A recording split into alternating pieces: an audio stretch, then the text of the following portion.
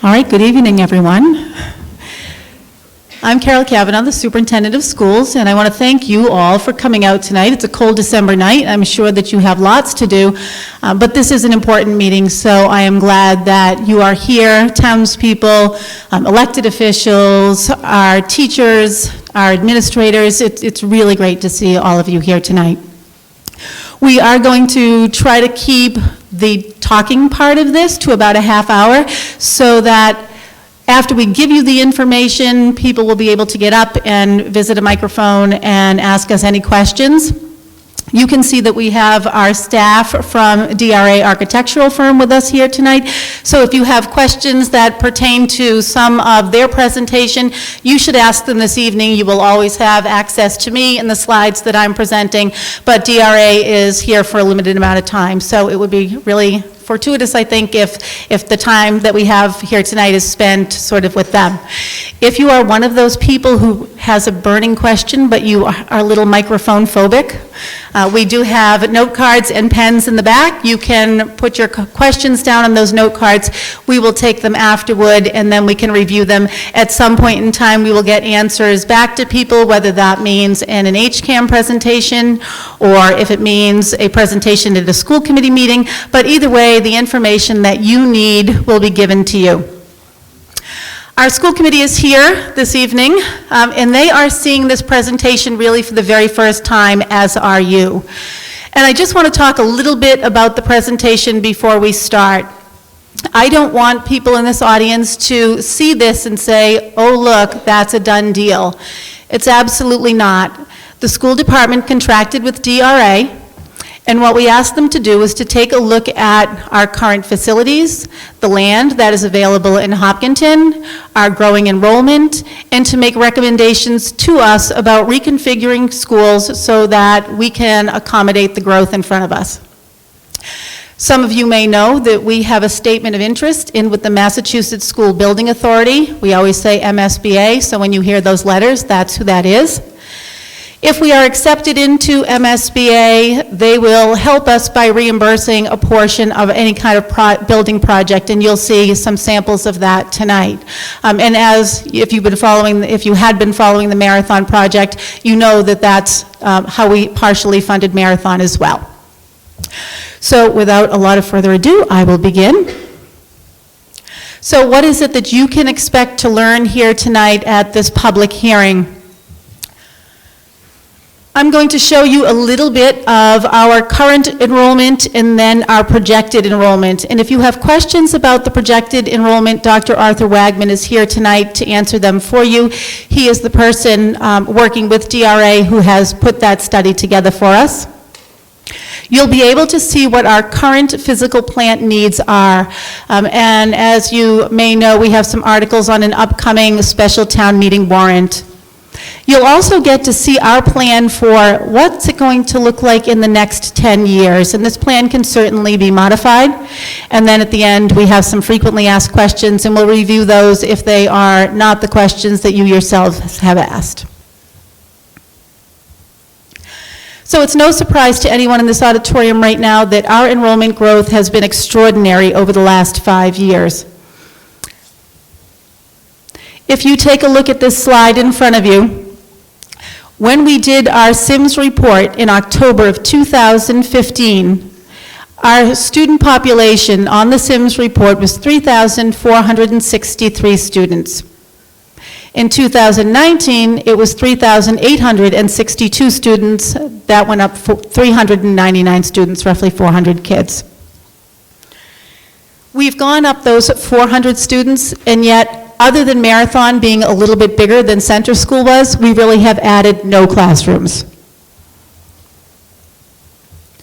And now I want to look at our actual enrollment numbers. These are the real numbers. If you take a look at the kindergarten number where the red arrow is pointing, you can see that in 2009-2010, we had an incoming kindergarten class of 198 students. If you follow that red line out all the way to where those kids are today, they are 10th graders in this high school. There are now 291 of them. If you look at kindergarten classes generally, You started with 198 in 2009, 2010. Today's kindergarten class was 269 students. So we are growing. The data is there. You can see it. One of the things that we would call this kindergarten group, the 198 that grew to be 291, we call that group a cohort, just to give you the appropriate language. So we also have some projected enrollment numbers. This takes you all the way out to 2029-30 to that school year.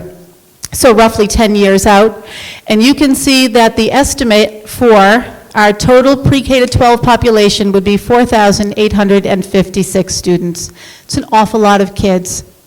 Now, it's really important that you notice that this is a projection. It is in fact based in data, but it's a projection.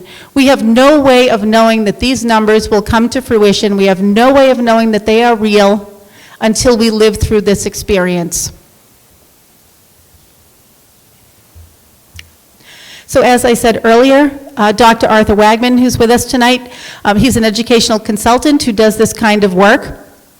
When we use the term demographic analysis, what we are referring to is that process that's used to examine your environmental context of the school district, that context that will in fact impact enrollment. And then we use the term forecasting, which is the projection of future events. In this case, for us, it's student enrollment. So what you saw in the previous slide was forecasting. Just like the weather people, we could be wrong. All right, so how did Dr. Wagman go about this? When we talk about cohort survival, it's actually calculated based on the number of kids who move from one grade level to the next. And from that data, what you get is an algorithm. And that algorithm is used to calculate how many kids will be coming into the Hopkinton Public Schools. And what's been happening in past years is we've really been using that sort of algorithm, that cohort survival method, and birth rate data. And that's what we've been using. And so if you've been following the questions about why does NESDEC not quite get it right, it's because they only use a portion of the data available to them. So in addition to cohort survival data and birth rate data, we have also, or I should say Dr. Wagman has, taken a look at new housing developments. He has looked at the in-out migration of home resales, and he has looked at the availability of open land in Hopkinton. Where did all of this data come from? The data comes to us from the Massachusetts Department of Elementary and Secondary Education. The birth data were supplied by the Massachusetts Department of Public Health and the Registry of Vital Statistics. Hopkinton Building Department provided the number of housing permits annually from 2000 to 2019. Information relative to new and proposed housing developments and subdivisions were provided by Hopkinton's principal planner. Information relative to Hopkinton's real estate market and relevant market data was gleaned from places like Zillow and from our local real estate brokers. And any other additional information sort of just came from having conversations with people who have firsthand knowledge. So why do we think that we'll be growing so much more in the next 10 years? And these are just sort of salient pieces that I picked from Dr. Wagman's report. Peak birth rates in 2016, 159, 2017, 176, 2018, 147, 2019 is 149 extrapolated. Prior to 2016, birth rates in Hopkinton ranged from 118 to 133, so they are growing. As noted in the 2017 master plan for Hopkinton, Hopkinton has developed rental apartments, large condominium complexes, and a whole lot more single-family homes.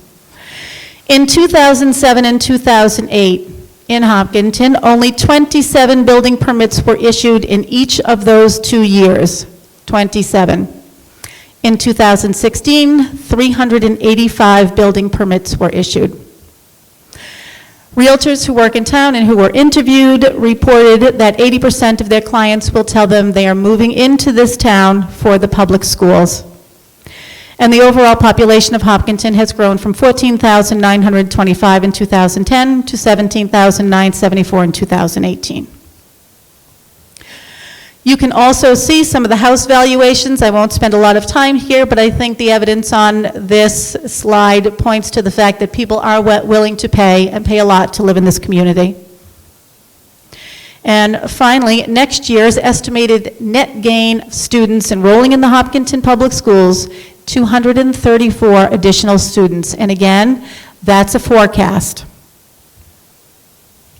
So I'll talk a little bit about our current physical plant needs. When I'm talking about this, I am talking about the kids who are sitting here in front of us today. These are not projections, these are the realities. So what we need to do is have some kind of temporary measure that's going to hold us over in the here and now until we can start a plan that's thoughtful and based in actual data. What we are looking to do is expand our high school. We're hoping to add 6 classrooms to the high school, and that would be brick and mortar. So if you look at what the MSBA says the capacity of this building is, it's 1,080 students based on our square footage here.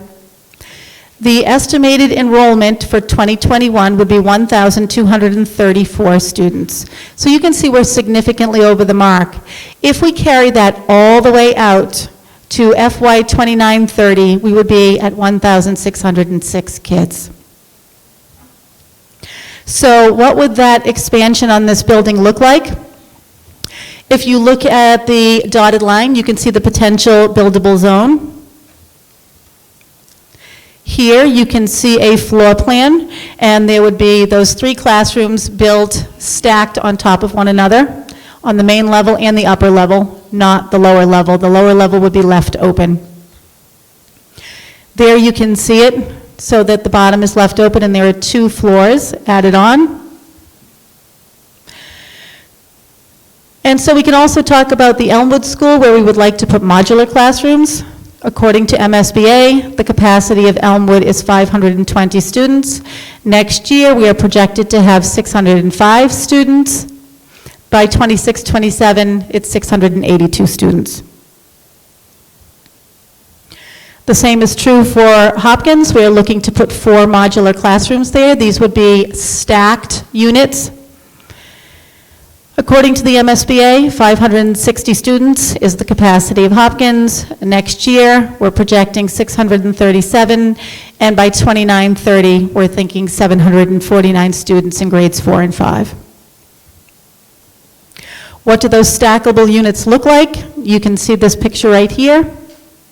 You can see the exterior and the interior of a classroom. And before I hand the mic over to Jim Barrett from DRA, who's going to talk about some of the future work, I will just give you one more reminder that those 3 projects, the 4 modulars at Elmwood and Hopkins and the build out at the high school, are all on the warrant for special town meeting on Monday evening. That's next Monday, December 9th. So I will hand this over to Jim, and if you have questions now, you can hang on to them for the end of the presentation.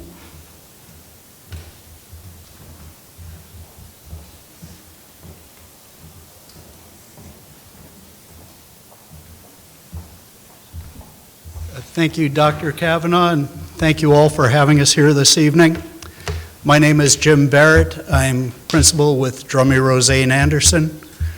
We're an educational planning architecture firm. We focus on facilities like those here in your community. We have a team together.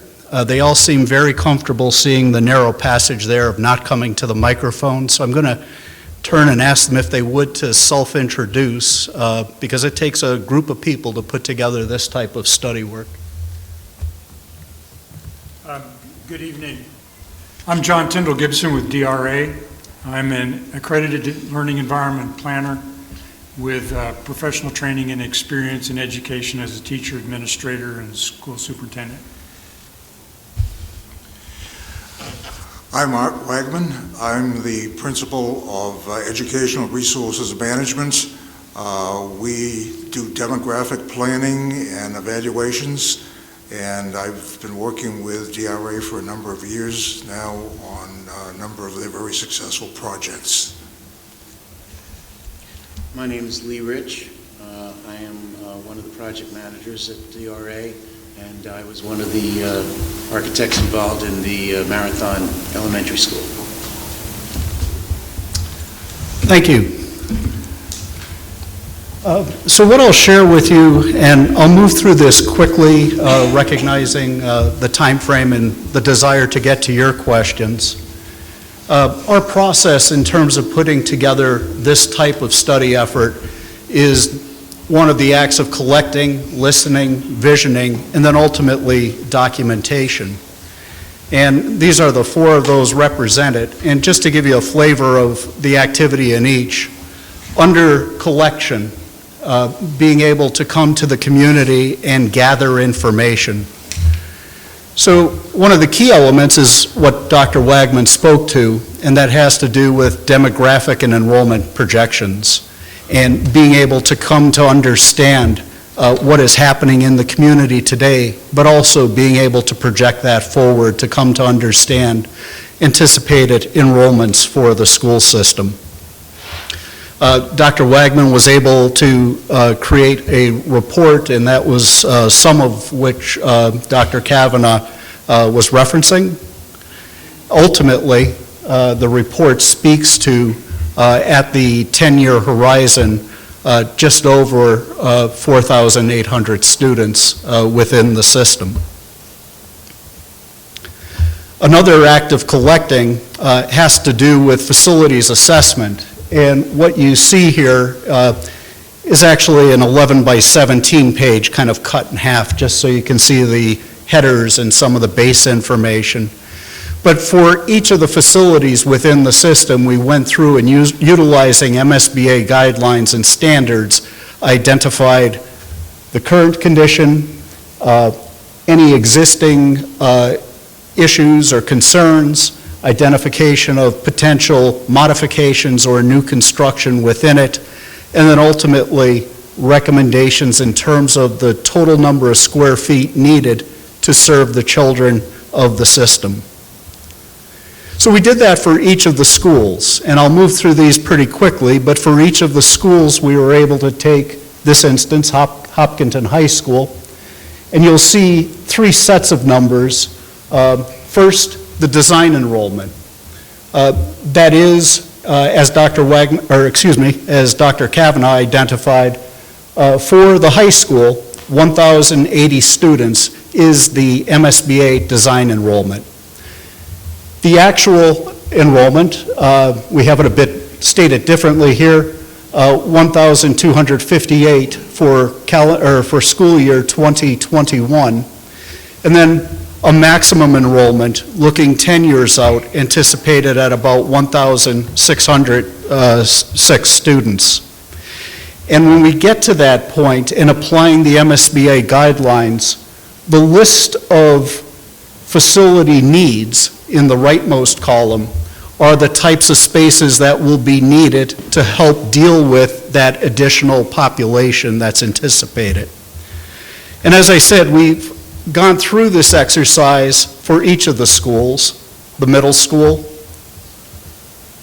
Hopkins Elementary, the Elmwood Elementary, and Marathon. Another type of assessment is taking a look at the spaces and again utilizing MSBA standards and guidelines, come to understand what is the space adequacy of the various educational spaces within the facilities. So space that is significantly undersized, greater than 20% away from the standard or the guideline recommendation, you'll see those spaces in red. Those spaces rendered in yellow are considered slightly undersized. Those in green are meeting the standard and guidelines. The blue space is for space that might be significantly beyond the standard and guideline. And then lastly, space that's not identified as part of an MSBA standard are identified in purple. And so for this facility, we went through each of the spaces and utilizing that guideline standard, we're able to identify how the school met those ranges of recommended standards. Now, this doesn't speak to population. This just purely means if you have a classroom, is the classroom adequately sized? It doesn't speak to the other issue of when more students come, you actually need more of those spaces. And again, to move through this quickly, we did this for both the high school, for the middle school, for Hopkins Intermediate, for the Elmwood School, and then for Marathon. The second step of our process was listening, and in this, Dr. John Tyndall Gibson and I, we had opportunities on 3 different dates to visit each of the schools. We met with administration from each of the schools. We met with selected staff from each of the schools. And we came to understand what works really well here in Hopkinton and what you'd never want to see changed. We also came to hear what issues and concerns were drawn to the table. And there's a lot of words here. I can boil it down to people are feeling the space pinch today. There are significant concerns around adequacy for educational experience within the facilities, although great work is happening within the buildings. In terms of some of the greatest needs identified, more classrooms was at the top of the list, and this wasn't at a school or 2 schools. This was across all 5 that we visited. More small classroom spaces for English language, special education, occupational therapy and physical therapy spaces, proper adequacy. And it goes on down through the list. You can read through them yourself. Adequate storage. I've done this type of work for about 30 years. Storage is always a concern in any building. And it was noted by the staff and those that came to speak to us. The next stage in the work that we do is visioning. And we have a bit of a head start, if you will, in that we're familiar with the community through our work at the Marathon School. As Lee touched on, we worked through that project, and with that, as part of that work, we looked at various parcels that may be available for educational use here in the community, and we used that work to be the backbone of what we did to develop a couple options and alternatives.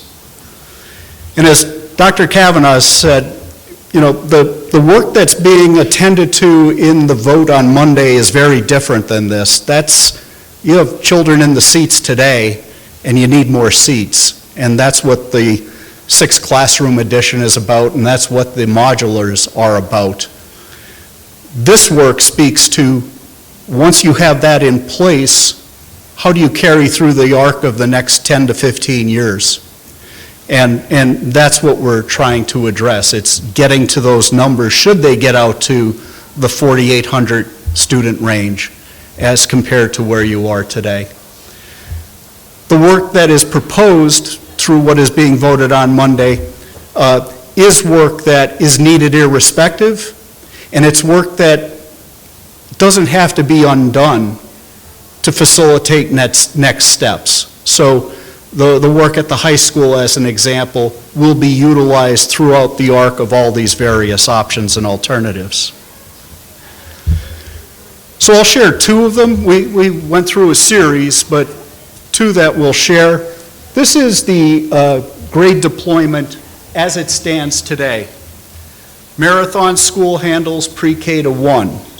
Elmwood handles grades 2 to 3. Hopkins Intermediate, grades 4 to 5. We have a 6-8 middle school, and we have a 9-12 high school. One thing to note, in terms of number of transitions, between grades 1 and 2, there's an educational transition, a move to another school. Between grades 3 and 4, another transition. 5, 6, a transition, and then ultimately middle to high school, a transition. This is a proposed alternate structure. This speaks to Marathon continuing as a pre-K to 1 facility. Elmwood School would be retired in this thought process. A new grades 2 to 5 facility would be proposed. Renovations and additions at Hopkins for a 6-7 configuration would be proposed. The middle school would remain in its current facility. It would house grades 8 and 9. So the shift would be in terms of who attends. And this high school, rather than being a 4-grade 9 to 12 high school, would be proposed as a 10 to 12 high school. What that affords is the opportunity, by shrinking the grade numbers both at the middle and high school level, is to still be able to use the facility but have fewer bodies coming to use it. This would be a diagram. We call them test fits because we don't want people to think that architecture is happening. This is not meant to be design. It's simply meant to try to say, with this amount of stuff, does it fit in this container? And what we're testing here is the Tadaro site, which is the lower portion of this diagram. And in the upper portion of the diagram is the existing Marathon School. The proposed facility in the lower right-hand corner of the diagram is a large facility. It houses grades 2 through 5. It would have to be a 3-story facility to be able to house this number within the constraints of this site. But we do feel we could get adequate roadway, parking, play area, all attendant needs around that facility. It would, in this test fit, organized in a way where there are schools within a school. So rather than having all the students in just what you might consider a larger volume school, you really are developing 2 schools. To the upper portion, you would develop a 4-5 school. To the lower portion, this zone, a grades 2-3 school. The 2 are joined together at the middle with kind of common element items, things like cafeteria, library, kitchen, administration, so on and so forth. So it does give opportunity to kind of centralize resources, be able to take advantage of efficiencies of scale, those types of things, and yet do it in a way where the schools are made to act as 2 independent schools.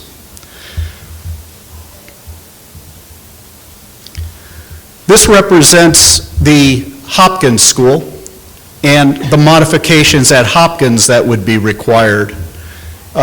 To the left-hand side of the diagram, you'll see an interesting spelling of the word addition. That is the proposed addition. It represents about 18 classrooms. And this next slide shows kind of a blow-up of that school with the addition. The addition is in the darker brown. Science classrooms and general classrooms wrap around the core. A black box theater is identified at the center of that space.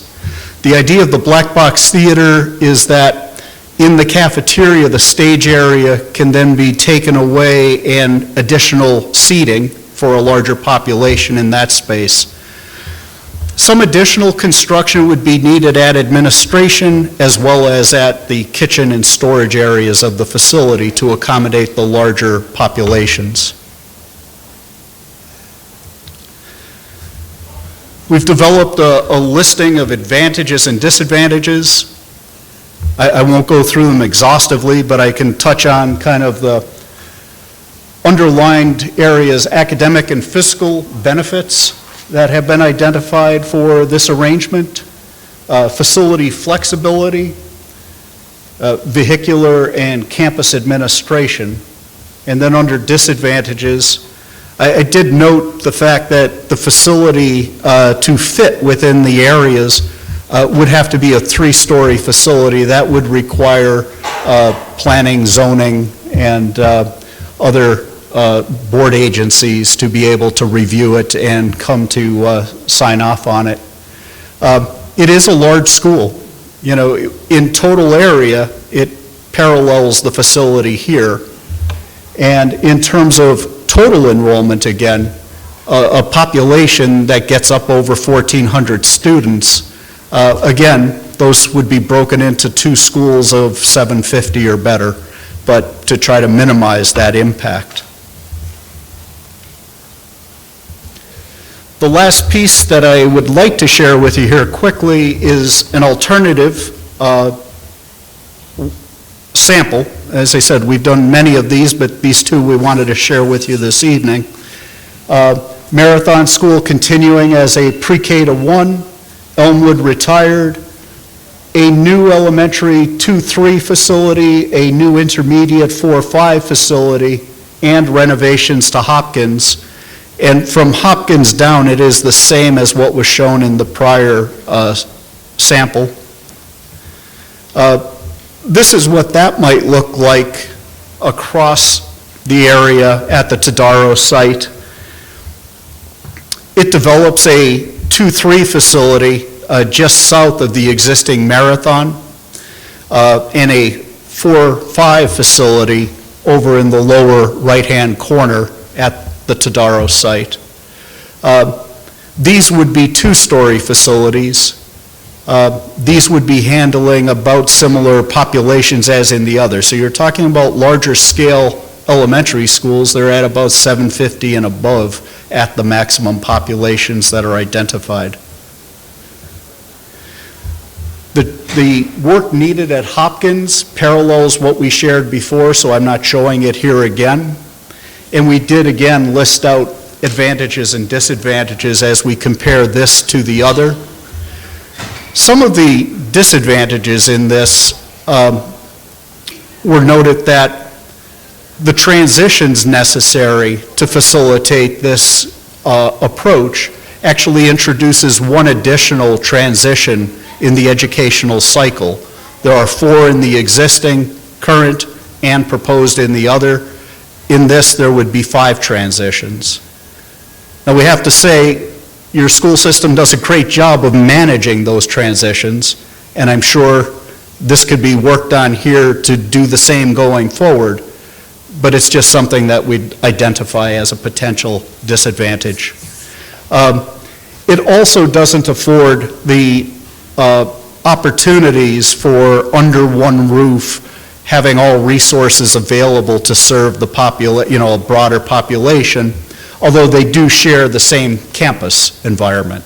So we can speak more about that during question and answer as well. In terms of documentation, this is a sampling of the documentation that's been developed, and that at this point is a quick 20-minute overview of the work that we've set in place to date. And with that, I'll hand it back to Dr. Kavanaugh for the frequently asked questions.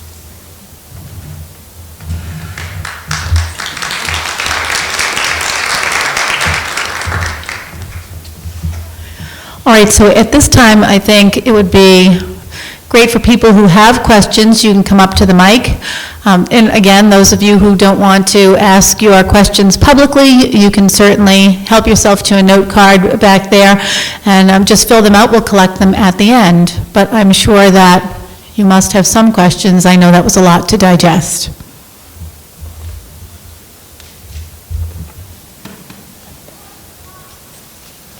Hi. I was hoping that one of the architects could speak to the rationale for, with the high school expansion, not building out the bottom floor and essentially providing 6 additional classrooms rather than 9. I'm sure there's a good reason, but if you could explain the rationale behind it, it would be appreciated.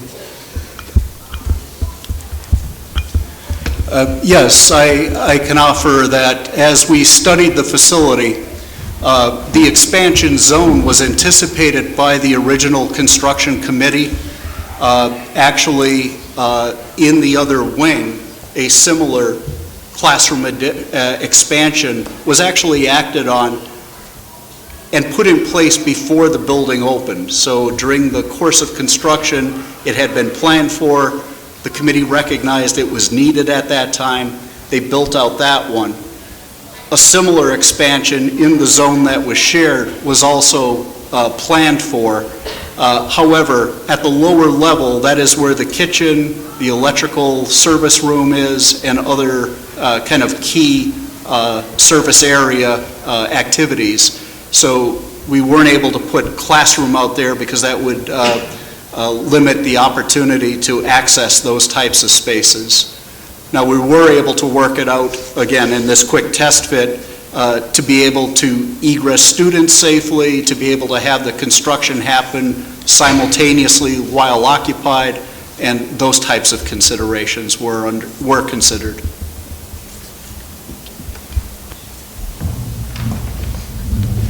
Hi. I'm not sure if you can answer this or if this is a question for Carol and Jen, but obviously you guys put a lot of research into looking at impact on transportation and space and campuses, but I was wondering if you had given thought or done any research into the impact that might happen in shifting grades to different schools, particularly having 8th and 9th housed together and separating 9th from the high school. Sure, so I'll talk a little bit about that because it's programmatic. We at first had some concerns, I think, about that. So ideally, we would take this building and the middle school and physically connect them so that students in grades 8, 9, 10, 11, 12, 5 grades would really be able to go in between these two buildings. One of the other things that we had thought about is a lot of schools are moving to sort of that grade 9 academy. How do we get grade 9 students really ready for the high school experience? And so then we got to a place where we thought you could really do that over a 2-year period with 8th and 9th graders. And the other advantage that we felt was available to us is there's that kind of flexibility in coursework. So we have a lot of 8th grade parents who will say to us, but my student is really ready to take accelerated geometry, but that student is limited by the fact that A, he has no access to the high school, or B, the high school and middle school are on 2 different schedules. So if we were able to take those 2 buildings and sort of marry them, it would open a lot more opportunity for coursework and really get us to a place where an 8-9 academy would prepare kids differently, I think, from, just having a typical 9 to 12 high school where we don't have a grade 9 academy in any way, shape, or form at this point in time.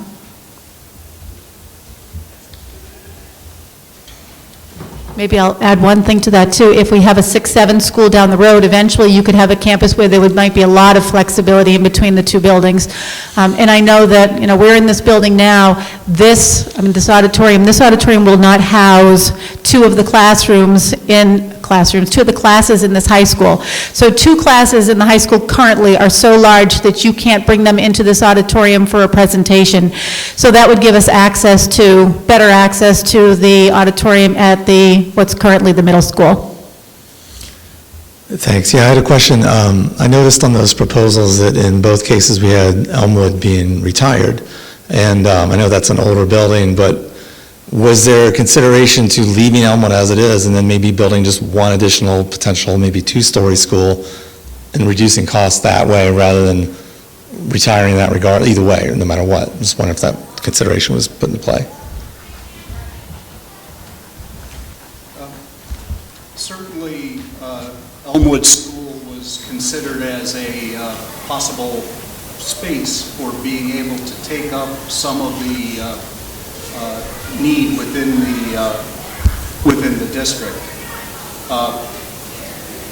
There was some concern with the physical limitations of the site in terms of being able. Thank you very much. Some concern with the physical limitations of the Elmwood site in terms of being able to handle a larger population, and the schools that we are identifying in these studies are larger in scale, certainly than what is on the site today. The two-story stacking certainly helps get you there in terms of condensing that footprint, but you also have to think about the parking, the playfield, the playgrounds, all those kind of attendant services that have to be fit within the facility as well. Yeah, and maybe I'll just add one quick piece to that. So when you are invited into MSBA for reimbursement, the two things that they're sort of really looking for are either the facility is in such deplorable condition that you need a new building, and that doesn't really apply to Elmwood the way it is right now. And the other piece is that you might have a population problem, and that is what applies to Elmwood for us. You keep bringing in more kids, and you reduce, and you build out the building, but you reduce parking, you reduce all of those things that Jim was just talking about. So.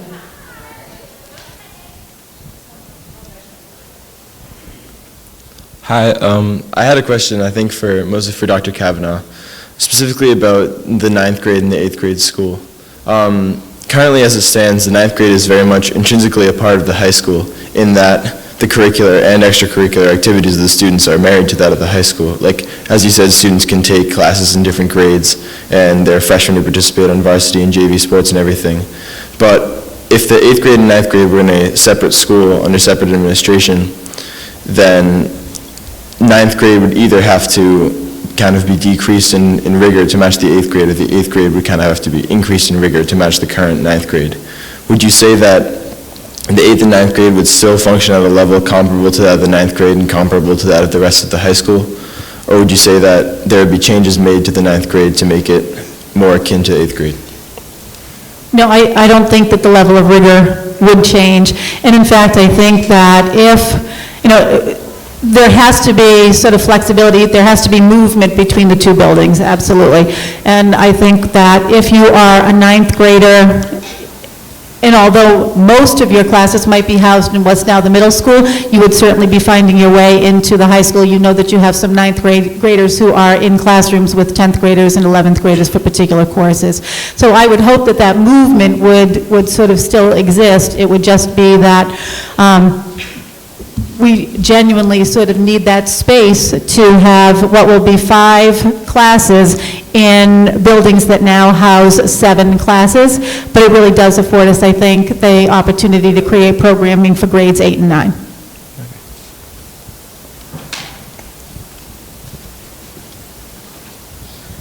I thought one of the more compelling and concerning aspects of the presentation, both on Tuesday and today, was that we are potentially not adhering to state guidelines with respect to the square footage and overall educational capacity of the schools.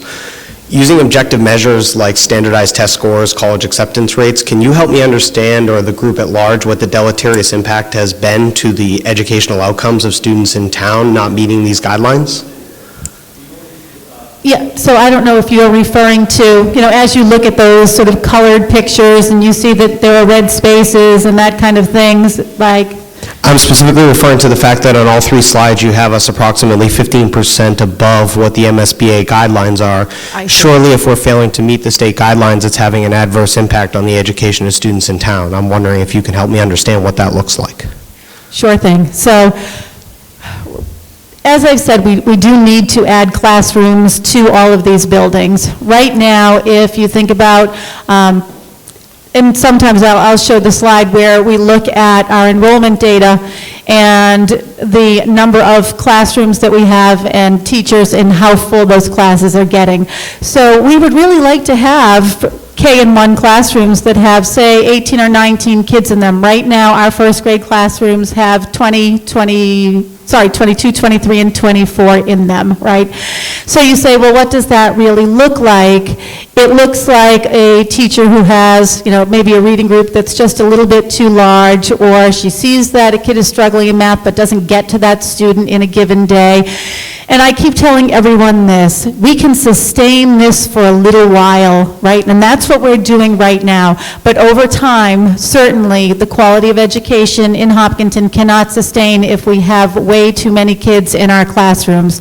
When, you go into, and we looked at this, we just pulled a junior schedule sort of arbitrarily this fall, and that student was taking several AP courses, and she had 27 or better students in every one of those classes.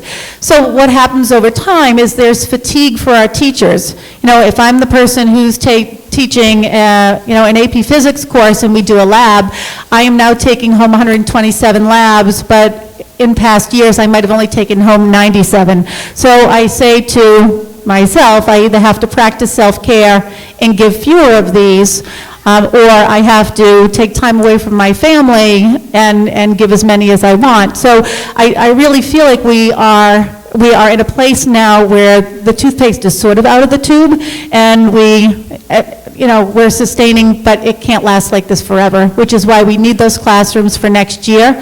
I know that right now at Hopkins, for example, we are at 12 and 12, 12 fourth grades, 12 fifth grades. Next year, we're going to be at 14 fourth grades and 14 fifth grades. Yep, I'm absolutely with you, and I appreciate the detailed response. And as a professional myself, I certainly understand and appreciate that you're reflecting work-life balance. That speaks very well of the administration that you're running and the concern for the people who work for you. So thank you for that on behalf of the town in general. But I want to be very clear and explicit in the follow-up here. Sure. It is your specific response here that there is no diminished educational outcome in the current stance with respect to violation or non-adherence to the MSBA guidelines with respect to standardized test scores, college enrollment rates, et cetera. You're saying we're maintaining. I'm asking a very specific and objective question. Are we actively, at this moment, negatively impacting in a measurable way the educational outcomes of the students in town? I think that's a compelling metric as we ask for additional funds, which I fully support. I would say yes to that. I would definitely say yes to that. Can you quantify that for us? And, I will probably be able to quantify it as scores continue to come in. But I want to also be clear about metrics. And so when we talk about the metrics that we use, you as people who are living in the community, you get to see things like the AP scores maybe, or you get to see things like the MCAS scores that come out. But what you don't know is that every principal sitting in this room keeps watch lists of our kids, and on those sheets of paper, what we have are BAS data, QRI data, STAR reading data, STAR math data, access data, so I could ramble on and on about all the data, but there are hundreds and hundreds of scores.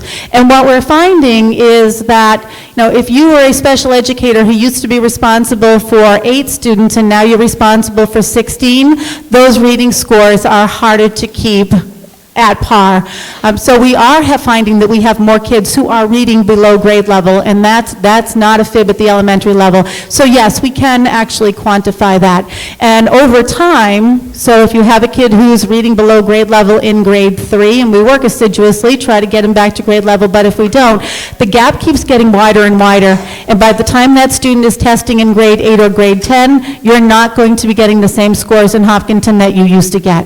We absolutely need classrooms, we need teachers, we have to have those things if you want to remain where you are in the top 5 in the state. Do you have an estimate for when these facilities would come online, or for these options, what would be the estimated construction and bring them online in the system?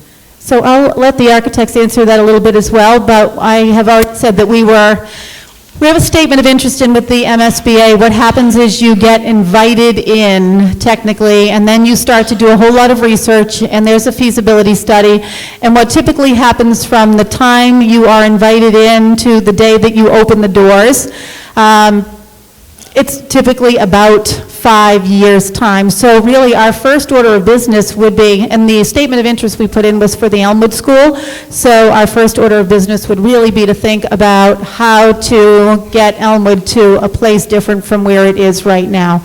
And who knows, MSBA could come in and say, we are absolutely not going to fund 2 different schools over on Hayden Rose Street, or maybe they are. That would come out of a feasibility study. We've got all this research and we've got data, and this is, for some people, they're looking at this thinking this is kind of exciting, but if we are looking at reimbursement, it's probably a long way out, and that's why we say we need classrooms today in that temporary sense, but we also need to be thinking about what's going to happen in 10 years, and it's time to act. Like, we don't have a lot of time to be standing around thinking, what will we do? We need to know what we're going to do. A couple questions. One, what was blaring out was that there was no renovation for the middle school. I mean, I saw what you said about connecting it, but the middle school is desperately needed. I mean, it was the high school for years. I don't see that on the map. And in less than 20 years, we've built 3 schools. And when I look at the surrounding communities, not one of those has done that. Can we look at building schools that hold 4 grades at a time, build them taller, build them bigger? Yeah, I guess part of our trouble, and I think that this is part of the trouble for a lot of people, if you use MSBA reimbursement, they are very rigid about the number of classrooms that you build, right? So they don't want you to look at your current population and say, wait, in the year 2930, we're going to have 4,850 students in Hopkinton, because they'll say, prove it. And as we said at the beginning of tonight's presentation, there is no way to actually prove that that's going to happen. Right now, we have science that's contributing to this information, and hopefully what we have there is accurate, and we can argue with the MSBA, but at the end of the day, if they are willing to reimburse you for X number of classrooms, I would say that the district then would need to think about, or the community would need to think about, do you want to add out-of-pocket classrooms when you're building either, new elementary schools, or adding on to, say, something like Hopkins, right? Did I fully answer your question, Darlene? Oh, you asked also about the middle school? Yeah, middle school renovation, and why are we still looking at schools that are just 2 grades instead of building for 4 grades like most schools do? Well, most of our communities around us. Yes, well, one of those options is technically a 4-grade school. So it would do 2, 3, 4, 5. 2, 3 would be housed in one side of it, 4, 5 would be housed, and it would have a shared core. It's nice to do that because in terms of transportation, kids in 2, 3, 4, 5, or all the way K to 5, could be dropped off in those same places, and it takes that traffic off of Hayden Row.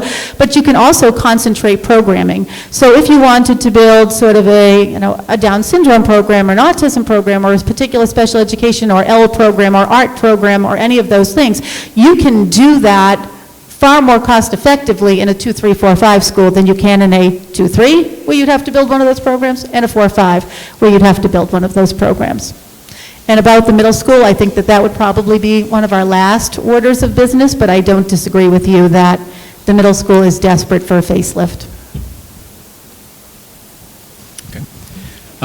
Hello. So I think a key point for me as I've listened to the presentations is that we were almost apologetic about needing to plan for a 3rd story on the new school, on the 2 through 5 school. And I think in the past, we haven't thought in terms of capacity, growth, and opportunity on our structures. We've built to the parcel as accorded. And so, fortunately for the high school, we have this opportunity to add on 6 more classrooms. But why aren't we taking these plans up to 4 stories and building to a smaller footprint so that should the need come, we have that opportunity to add additional classrooms, additional structures to the same existing school, and we're not looking to have to build a whole new school, we're just putting on a wing. Thank you. It's a great question, and it's one that looks to the future. For each of the projects that are sponsored through MSBA, the ability to demonstrate expansion is something that's built into each. This building is an example of that. This predates MSBA. It was under SBA. They similarly had the same type of request that expansion be made part of any project that they are funding. So we are we have already taken advantage of that here at this building with the initial expansion, and looking to take advantage of that pre-planning with the proposed 6-classroom addition. As we worked on Marathon School, the administration worked very closely with MSBA and tried to press them to understand that the numbers here in Hopkinton were different. And that conversation went on for a very long time. But the state identifies the buildable number, meaning they establish the amount of square feet in a building. They resist very much the idea that you are going to break outside of their recommended amounts. During the course of construction at the Marathon School, the numbers were on the table, and it was evident that there were more students than was being planned for. And we took that information back to the state, and the administration here did a great job. It was the first time in my experience, and as I said earlier, I've been doing this for about 30 years, where I have seen the state actually, in process, approve an expansion. And so Marathon had a 4-classroom expansion happen during the course of construction, and still has an area for expansion outside the footprint of the building. The numbers that we're talking about here are very different than that, though. These are large numbers in terms of the projections, where simple expansions on each building almost becomes impossible. So if I may ask a follow-on to that. So Marathon, as an example, I think we built 2 stories tall, and so why didn't we build that 3 stories tall? My understanding is, although we've already done the addition for 4 classrooms, we already need another 4 classrooms. So Marathon's already too small. So what I'm asking is that if we're going to put the capital into new structures, let's build them high and plan for the opportunity to grow with wings if necessary, as compared to Marathon already being too small. Thank you.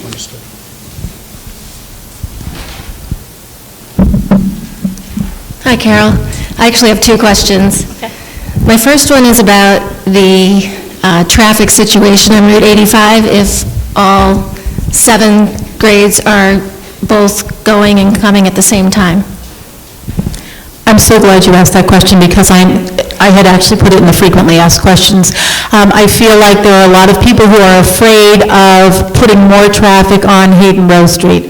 But here's what I would say to that. If you went to all of the parents who drop a student off at the Elmwood School, and you said, how many of you have a student who either goes to the middle school or Hopkins or Marathon, most of those parents at Elmwood would say, I do. So they're coming over here anyway. And I don't know how carefully you looked at those drawings, but the drawings are amazing in that there is a means for buses to go in and drop kids off in one part of a building, cars to go in and drop students off at either 3 locations or 2 locations. But what I have learned from World Tech Engineering is that if you are able to pull traffic off of Hayden Row Street successfully and give them a course to follow all the way through the schools and then get back on Hayden Row Street, it does not really create a whole lot more traffic. And it will actually pull traffic off of Hayden Row Street. I know that sounds crazy, but, I'll tell you my lived experience. When we had this building and we had rerouted traffic 2 years ago, I kept saying, oh my goodness, those World Tech engineers, I'm not a transportation engineer. I don't play one on TV, but this is going to be a mess out there. And somehow, when we pulled all of those people off onto the loop road and then brought them in that side entrance of the high school, there was a lot less traffic out there on Hayden Row Street. It actually flowed pretty well. So that's the ticket, is finding a way to have something that runs parallel to Hayden Row where cars are able to travel. Thank you. My other question is, we saw the plans for the buildings. I'm wondering, what are the plans for the staffing, the teachers, and the budgetary requirements that are going to come with that? That is definitely going to change the operating budget for the Hopkinton Public Schools. It has to. And you know that the operating budget, about 80% of that goes in to personnel salaries, right? And so if we are adding personnel, obviously, with 80% of that, of the operational budget being personnel salaries, it's going to increase. It has to. If you have way more children, and I always say that for about 20 students, you need 1.4, 1.5 teachers, and I know that that might be difficult to understand, but you've got to remember that you've got art, music, PE, special education, OT, PT, speech, principals, assistant principals, you've got all of those people who have contact with kids. So every time we have 20 students, we need about 1.4, 1.5 kids. We are going to have to add staff.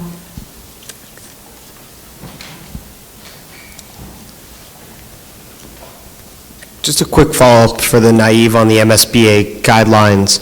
So following up sort of on Alden's question here, as we talk about building potentially larger schools, what's the rationale for adhering and participating? Are we given supplemental budget from the state if we adhere to the current in front of us definition of the students we see rather than projections? And to our consultants over there, are we confident looking forward that building a school now and then the supplemental modular expansions, which are $10 million in capital alone this year, outweigh simply foregoing the state supplements and building, to Alton's point, the right school at the right height? I'd like to understand that I'm paying the bill once and not for the next 10 years. Based on the current school 10-year forecast, it looks like I'll be paying it for the next 10 years. Well, I'll just say one thing quickly before handing this off to Jim. I'm going to say two things quickly. So the modular classrooms that we're talking about, there is potentially some resale value in them. The resale value comes to you dependent upon the demand in the market at the time that you want to sell them. And the other thing that I'm thinking about in terms of your question is, it always makes sense to go for the reimbursement. The question becomes, when MSBA puts a limit on what you're able to build, is the town willing to say, we'll build more on our own dime, right? That's what it comes down to.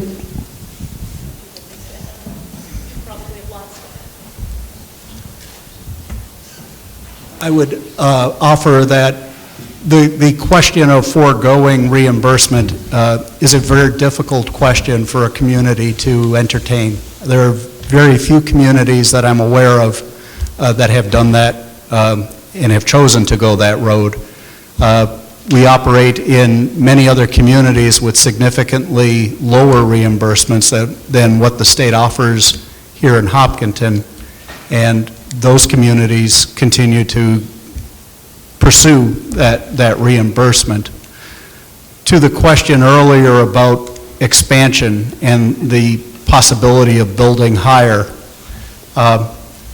we have worked in communities where they have chosen to put in the infrastructure, put in the structural reinforcement, put in the larger capacity for distribution, boilers, etc. It's a very difficult challenge to act on that in the future. The act of constructing over-occupied space, as you can imagine, and particularly in a school environment, a difficult thing to entertain. So that is something that has to be carefully thought through and thought of in terms of, does it really afford you the flexibility that you're hoping to purchase early on and purchase it once? And I guess those are a few observations. So I would ask one very quick follow-up, and it's okay if you don't respond, which would be, as part of the work you've done for us, was a cost-benefit analysis and projection done of the estimated cost of continuing to supplement the schools relative to what the MSBA would let us build versus the projected enrollment rate? And to the larger group here at WIT, I would simply say I've lived in town for 2 years. At no point in time has anything this school system has requested ever been denied. Is there a single person here who would not vote to support a larger school, a larger footprint, and a larger cost? My stance would be probably not. Hi. Full disclosure, I'm a high school teacher. I had two parts. I had concerns that there was nothing that seems to address the need for more bathrooms in the immediate addition for the high school, and no talk about changing the cafeteria cooking area. I appreciate that you already recognize that the cafeteria is too small to house the students. I think the administration here has alleviated that by adding a fourth lunch, but the cooking space in the cafeteria setup is not working well. So I would like to know why that's not being addressed in just talking about 6 classrooms.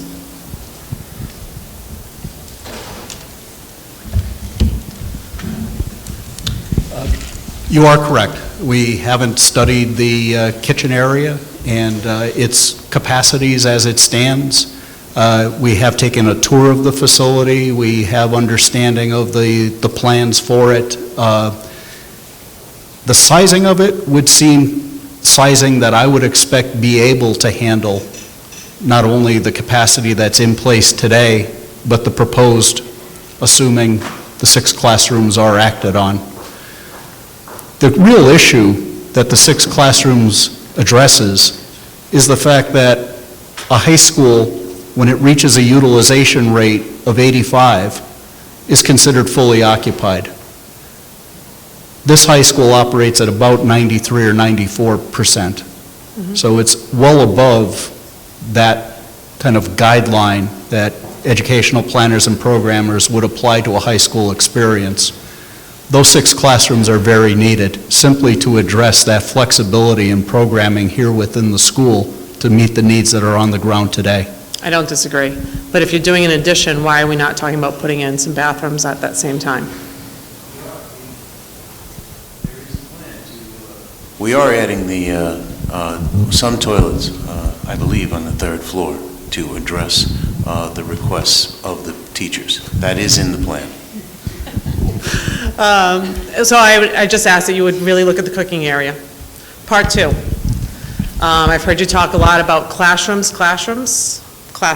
Please keep in mind that play fields are also classrooms. I lost my classroom last year with the bus parking lot. Those play fields are not only playground and recreation time, but they are a classroom, and they are also part of educating a student. So I'd ask that you please keep that in mind. Thank you. Good evening. Hi.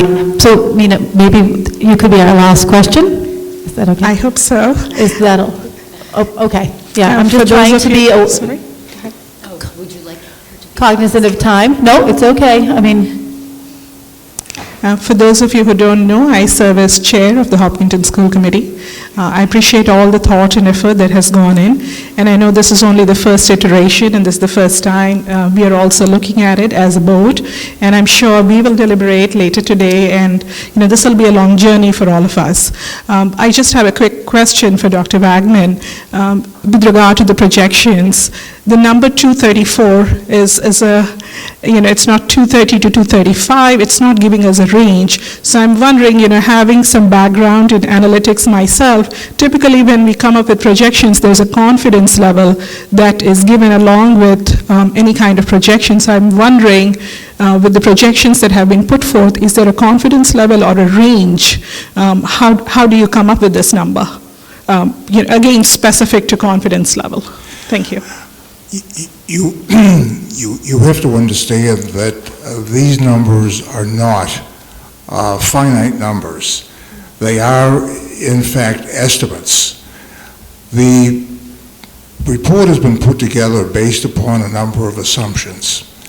The assumptions are that the birth rate is going to continue at a particular rate, that the residential development will continue at a particular rate. Now, I know that over the past several years, the legacy farms issue has seemed to consume most of the oxygen in the room, but you have to understand that what we put together over and above the cohort survival, which is, as Dr. Kavanaugh explained, is a mathematical algorithm, we look at it in much more humanistic terms. We spent a fair amount of time in Hopkinton talking to people, and we look at these numbers not in terms of them simply being a mathematical exercise, but in terms of how they in fact reflect not only what's going on in Hopkinton today, but what is going to be occurring in Hopkinton over the next several years. One of the things that we looked at, and I had a long conversation with the town principal planner, John Gelchik, was the amount of new residential construction that's taking place over and above the Legacy Farms issue. And in our report, we project that including Legacy Farms, there will be approximately 242 additional students that we can identify over the next 2 to 3 to 4 years. If we take Legacy Farms out of that, we still have almost 100 students that we can identify coming from other residential construction in the town. And long after Legacy Farms becomes a topic of history, there is going to be continued development of new homes in the town of Hopkinton. Hopkinton is a very desirable community. A lot of people want to live here, and a lot of people come here because of the excellent schools. So the number that we have projected, and we have been told by some people that the numbers perhaps are a bit too aggressive. We don't think so, but nevertheless, you have to understand that if the assumptions on which we made these projections change, if the economy falters, if the real estate sector contracts, if birth rates fall, a number of things can happen over the next 10 years. So, yes, these are estimates, but they're based on the best information that we have right now and the best information we have going forward. And again, you have to understand that they are estimates. They are not numbers that are cast in concrete. And as situations change over the years, those numbers will fluctuate. But overall, we don't think that they are going to vary drastically from what we have projected based upon what we know about what's going on in the town right now. I appreciate your answer very much. I was just wondering about the range, and perhaps it's not general practice in this particular industry to give a range of projection.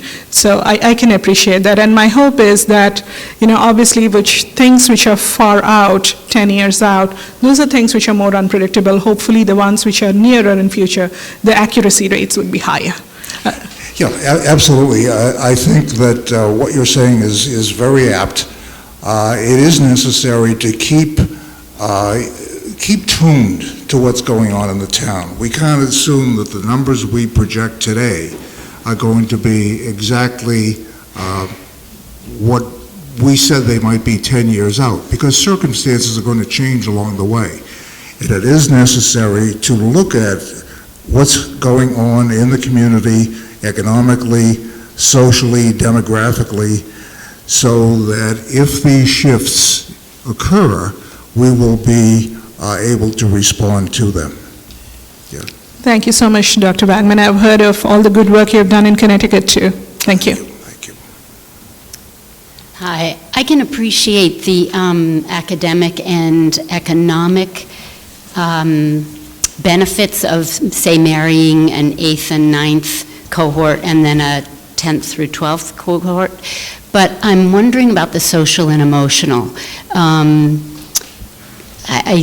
Immediately I have concerns when you think about 8th and 12th graders merging in a school setting. But I'm guessing that there are some examples that you could provide of where this has happened before, and what are the successes, what are the hang-ups about that? Yeah, so I think that, there have been school districts that will put their 8th graders into that high school sort of setting. And a lot of times it happens for similar reasons to what's happening here, that,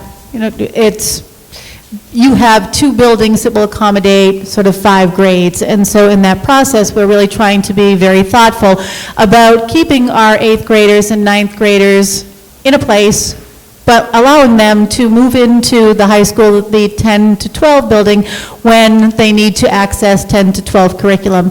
And this is not a decision that has been made, but maybe that also allows 8th grade students who want to access, high school sports. And when you have programs like you do in this building that are amazing SEL programs, you don't have to have 2 different programs in 2 different buildings any longer. The kids can sort of access that pretty readily. I do understand that whole notion that if you are 14, you're very different from a kid who is 17 and a half or 18. And so the kids who would be coming into this building who sort of exhibit the readiness for things like, I say accelerated geometry, but those will tend to be students who have, a particular maturity as well. So, I'm really not that worried about 8th grade students kind of mingling with 12th grade students. At this point in time, they could, they ride a bus together in some cases if you have a 12th grader who happens to ride the bus. My guess is not a lot of them are riding the bus, but you will keep them in sort of 2 different spaces, you know what I mean? Yeah. The ones who would be interacting with 18-year-olds, I guess I would say, would be either more mature or be doing that in athletics. First, I want to apologize because I know you wanted that to be the last question, but I just wanted to give the perspective from the executive side. I'm a member of the Board of Selectmen. Now, this is just my opinion, but before town meeting, I just want to say this couldn't come at a better time. Well, in 2020, this may have been mentioned before, that the high school is going to be falling off the debt schedule. And if there's any time that we actually can, now, as a member of the Board of Selectmen, we're always trying to keep taxes low and not spend any more and everything else, but this is an investment. And if there's any time that's a good time to make an investment, it is really in 2020. And that's why, when we're talking about the new classrooms and the additions and everything else, this is really the best time to look at it. And I just wanted to give that perspective, that we really can afford it. We can do it because of the high school falling off the debt schedule. And we really do have a lot of room in there, basically, in our mortgage. So that's... Maybe one last thing that I will say, Kim, too, is in terms of socialization, your 8th and 9th graders would still sort of have their own cafeteria, their own administrators, which makes it just a little bit different, I think, than 8 to 12 just being put together. So I hate to cut people off if there are still questions in the room, but I do want to be cognizant of the fact that we had a regularly scheduled school committee meeting at 7 o'clock this evening, and we do have people waiting to present their budgets to us, so I would like to kind of get going. But if you have lingering questions, please fill out those cards in the back of the room, and please feel free to leave them right up front here, and we will get you the answers. Whether your name is on that card or not, we will at some point in time be able to publish, broadcast, air, whatever, those answers to your questions. And again, I want to thank people for coming here tonight. I know it's not easy to be out here on a Thursday evening. It's cold. You have a lot going on in your lives, so it's really impressive that this number of people could come out and just hear some ideas about the future of the Hopkinton Public Schools. So thank you.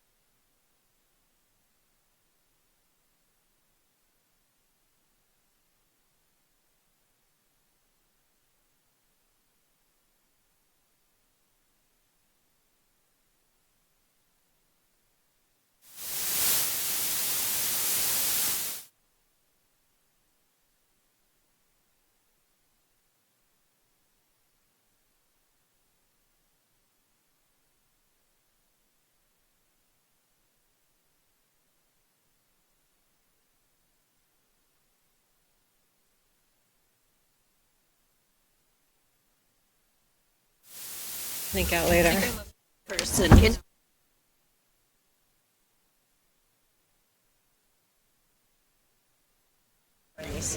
know. Let's go. Yeah, this is not really comfortable in the height. Okay, great.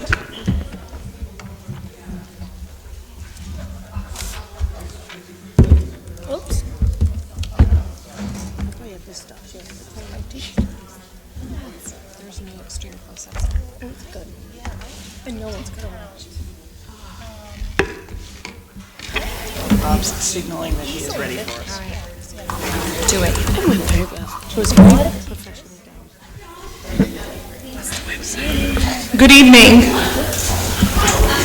I'd like to call our regular school committee meeting to order. We are starting a little late tonight. It's 7:34 p.m. If anyone of the members who joined us for the public hearing would like to stay and watch us deliberate on various topics, you're welcome. I would like those present and willing to please join me in the Pledge of Allegiance. To the flag of the United States of America, and to the republic for which it stands, one nation, under God, indivisible, with liberty and justice for all. Thank you. With that, we move on to our next item on the agenda, recognitions. Thrusha Puttaraju. Is she here? She is. Trisha, please come on up. What's the best way? Perhaps that way.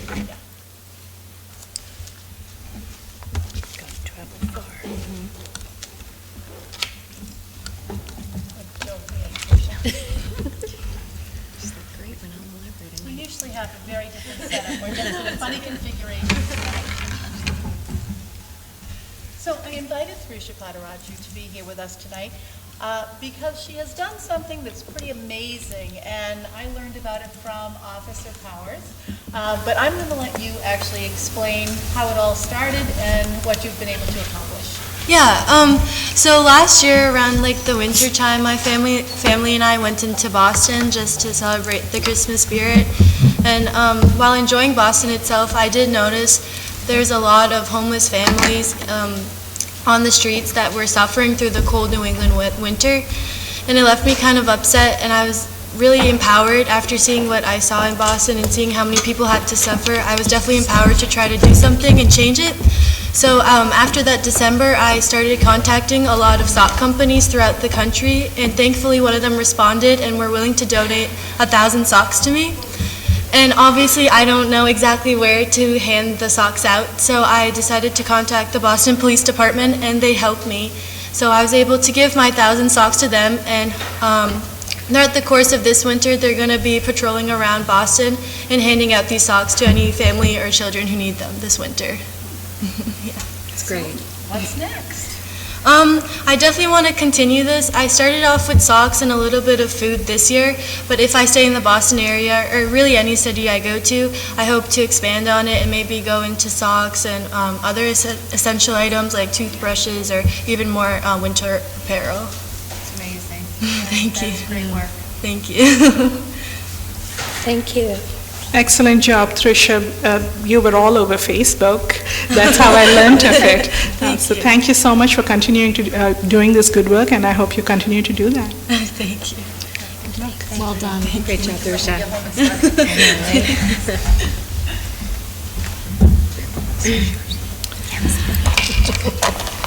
Does anyone else have any recognitions? I just wanted to note that Mr. Bishop is not here tonight to present his budget. Very tragically, Larry Keene, who had been a long-time custodian here at the high school, retired last June, and unfortunately he passed away last week, and so Mr. Bishop is delivering a eulogy this evening at a service for Mr. Keene. So that's why he's not with us. And I'd like to just recognize Mr. Keene because he had a fondness for the kids, and the kids had a fondness for him. He was a wonderful contribution to our public schools. I actually have two on my end, And to do that, I actually want to read something off of one of the folks that I want to call out and recognize. It says on the Top of the Hill program flyer, we must judge a country not only by the men it produces, but by the men it honors, by the men it remembers. And I'm sure when JFK said it, he meant men and women. And the person I want to recognize and call out today is Mary Pratt. She was 91 years old, and she recently passed away, and her funeral was today. Unfortunately, we were not able to go, and my condolences to the family. But my understanding, I did not know her personally, but I've heard great things about her, about the work she has done. These are people who were before us on school committees, on the select board, who have done such great work to bring our district where it is today. My understanding is that she advocated for kids with special needs when it was not even a thing. Now, that's somebody with a vision and foresight. I believe she was extremely passionate. It's unfortunate I did not get a chance to get to know her. So I would like to take a moment to remember her.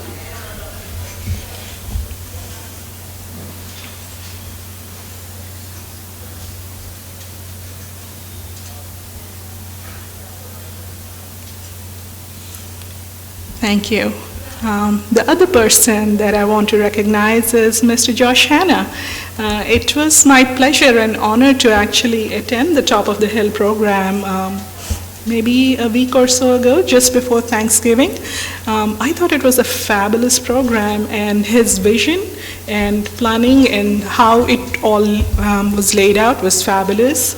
I think we need more people coming up with ideas of this nature, where you continue to remember those who have moved on and get some of their ideas back, and get students, actually it was students who were presenting the award.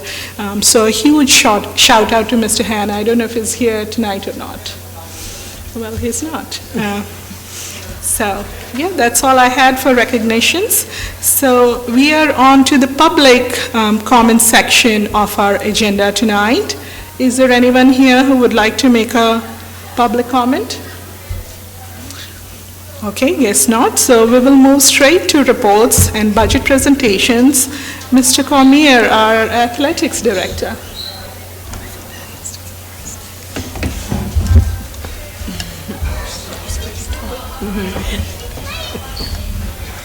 One day I'll get there, right? Right. Here's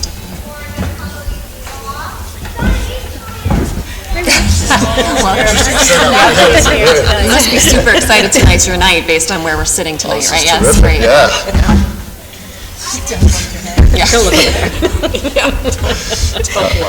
seriously. Well, good evening. Thanks for having me. I think you all have had a chance to look over the executive summary, so I'm certainly not going to bore everyone to tears reading this through. We worked really hard, and I'm not going to lie, it was certainly a challenge for me. Basically, starting a budget process within my first few weeks was certainly not easy, but I will say I had a lot of support. Susan was a tremendous resource for me, giving me some historical data to work from. Mr. Bishop, Mr. Pearson, who's psyched to be here, I'm sure, as well. It was really, really helpful for me to have some sort of historical perspective, to know what we might need in the spring of 2021 when I haven't been through the spring here ever. So with that in mind, I really appreciate the help that was given to me as I tried to build the most responsible budget that we could put together. The biggest increases are certainly somewhat in fixed costs. Our coaches' salaries are set to go up. And we have a very large coaching staff. So even though the individual increases are not substantial increases for the coaches themselves, when you multiply that out, it becomes a pretty substantial increase. Transportation, again, just the cost is going up. The number of teams we have continues to increase with some of the new teams that we've added over the past couple of years. Our teams, thankfully, do very, very well come state tournament time. If you look at, I know we're talking about next year's budget, but if you look at just this fall and where some of our tournament teams traveled, Nauset, Fall River, Attleboro, Mattapoisett, Plymouth, I mean, just those bus trips alone it's significant. So these are things that are more or less out of our hands to some extent. And so really, those were the biggest increases when it came to our contracted services and our personnel budget. Excuse me. We do have two personnel requests in here, one of which is trying to increase our current administrative assistant position from 0.5 to 1.0. And as I mentioned in here, we are the largest athletic program in the Tri-Valley League. And just to try to keep up with the constant flow of paperwork and students, with 72 teams, well over 500 athletes per season. The fall, we had over 700 athletes. There's just a lot that goes on a daily basis. And then I try to get out to the fields, the courts, wherever. So that's, again, time I'm not in the office, able to process, some of the things that needs to be done in there. So having a full-time administrative assistant, I just think would make us a much more efficient department than we already try to be. The other one is, as I'm sure you know, we now have a middle school football team who just finished its second year. And we already saw tremendous growth, really, from year one to year two. This is open to 7th and 8th graders. And we look to have close to 60 players coming out for next year's team with currently 2 coaches. So I've asked for another assistant coach for this program. Certainly we know with football, the safety is the primary concern. And for many of these football players, and I shouldn't say just young men either, we did have one female football player as well on this year's middle school team. For many of them, it's their first time playing contact football. So we really need to make sure we have that supervision, that they're being taught properly, and they're getting the instruction and feedback that they need to make sure they're playing this in a safe environment. I think having that third coach will really allow us to do that. Again, that's still a 20-to-1, player to coach ratio. But I still think that's at least manageable to make sure that we are keeping our kids safe. To try to help account for some of these increases, we did find some areas we were able to cut within our supply budget. And that really is thanks to the fact that there's already been a lot of great work already done. So our equipment, our substantial equipment needs are in pretty good shape. With the turf field came a lot of new equipment as well. So we are thankfully not in need of any substantial equipment purchases. So we were able to find some ways to cut money there to somewhat account, for the increases in those other areas. So I don't know if you guys have any questions or...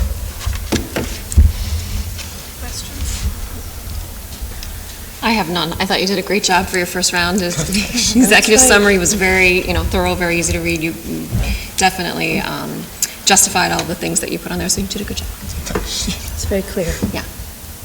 Yeah, I just want to thank you for being out and being visible on the fields. I think, I fully respect the need to have some help, some administrative help in going from half to full-time support, but having your visibility out there makes a huge difference on just how the teams react and represent the school. So I appreciate that effort to get out there. It's great. The only question I really had was 2 questions. I just wanted to ask if Susan could help us understand the 78,000. I know there was some accounting cleanup of, I think maybe it was, of the 78,000 that was listed as a reduction in gate receipts, but I don't know that that's actually what it was. I'm not sure if you could talk to that number.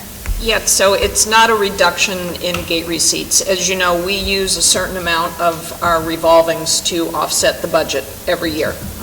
Circuit breaker, bus fees, athletic fees, etc. So what we have been doing, what I have been doing since I've been here, is really trying to line up what we're using as an offset to line up with what the revenue is that's coming in for that fund. So what you see with this is really that correction in the athletic fees. So 2 years ago, we did the correction in circuit breaker, which was a large correction. It was about $300,000. So ideally, you don't want to make all these corrections all in 1 year. You want to slowly pull it down so that it becomes a sustainable funding source. So the athletic funding that we were using to offset the budget was still too high based on our receipts. So this is a lineup to what we're bringing in revenue. It is not a decrease in revenue. It's a decrease in what we're using to offset the budget. Thank you for that explanation. I appreciate the effort, too, to make it reflect reality, which is great. And I apologize for how I worded that. It is somewhat of a decrease, but it's not like from last year to this year that we took in, 78,000 less. It's kind of what was set aside for years was not really what we were taking in. So this was an attempt to correct that. So I should have worded that a little bit clearer. And that's really actually my move. That's not what Mr. Cormier is doing with the budget. I'm the one that looks at where our revenues are and creates those offsets or determines those offsets based on revenue. It's all good. It's good accounting cleanup. That's good. The only other question I had for you was, with the growth, with the size of the program, I've heard fabulous things about our new trainer. Is our training capacity sufficient? It's a challenge with the number of students that she sees. If you ever came into her office at 1:50, 2 o'clock, it's packed. We do have a lot of students that, some of it minor and some of it's more significant as she's working with students on return to play from head injuries and so forth. What we do, and we do have it budgeted in there, we do have some additional training that we do have to, on occasion, bring in additional trainers when we have so many events going on at the same time. So we do try to account for that in our budget. Not so much the day-to-day stuff after school, but in terms of coverage of our events, we do have some money built into our budget to help us cover all these different events so that we always have a trainer, particularly at our varsity events. And that speaks to, again, to what we talked about last week, sort of that hidden fee, cost, whatever associated with the growth in the number of students, is things like this. Like you need an administrative assistant to help you out with the massive amounts of paperwork as a result of 400 new students in the last few years. You need help with, everything that you've basically listed out tonight. When we have, like now, the middle school football team, an unintended consequence of that is we need to have a trainer on a middle school football field. That tends to happen the same time we have varsity soccer, varsity field hockey going on, who also needs to have a trainer. Typically we don't schedule during varsity football games for that reason, but there's no way to avoid when middle school football is playing on a Wednesday afternoon, right, to not have a soccer game or a field hockey game. So it's definitely a bit of a challenge, and this year with Triple E certainly added to that because we couldn't even stagger games so that the trainer could go from one event to another event. And unfortunately, we might be looking at that, for a few years based on the cycles of AAA. Mr. Cormier, Supposed to press this. Mr. Cormier, again, great first-year presentation here. I guess, typically when I look at requests for administrative assistance, my first reaction is to put whatever money we have towards teachers. But with the growth that we are seeing and challenges that are coming up, you absolutely need, I want to, echo what some of my colleagues have said here, you need all the support possible to free you up, to look at all the work that needs to be done, whether it's safety concerns, whether it is programming. I hope that, I fully support this, and I hope this helps you with your work. Thank you very much. I was also very cheered to see that the United Sports teams have moved from being pilots to more permanent programs. Yes, absolutely. Because that's some of the best work we do with those kids. No doubt about it. If you get a chance to come to one of our unified games, they're the best. Yeah. Thank you. Yes. Thank you, Mr. Cormier. All right, thank you very much. If you have any events that you would like us to attend, please send us an email. We would love to Absolutely. come and cheer. Thank you very much. Thank you. Thanks, Rich. Dr. Kavanaugh, you said Mr. Bishop is not here tonight, right? Yes. So next up, Mr. Keller.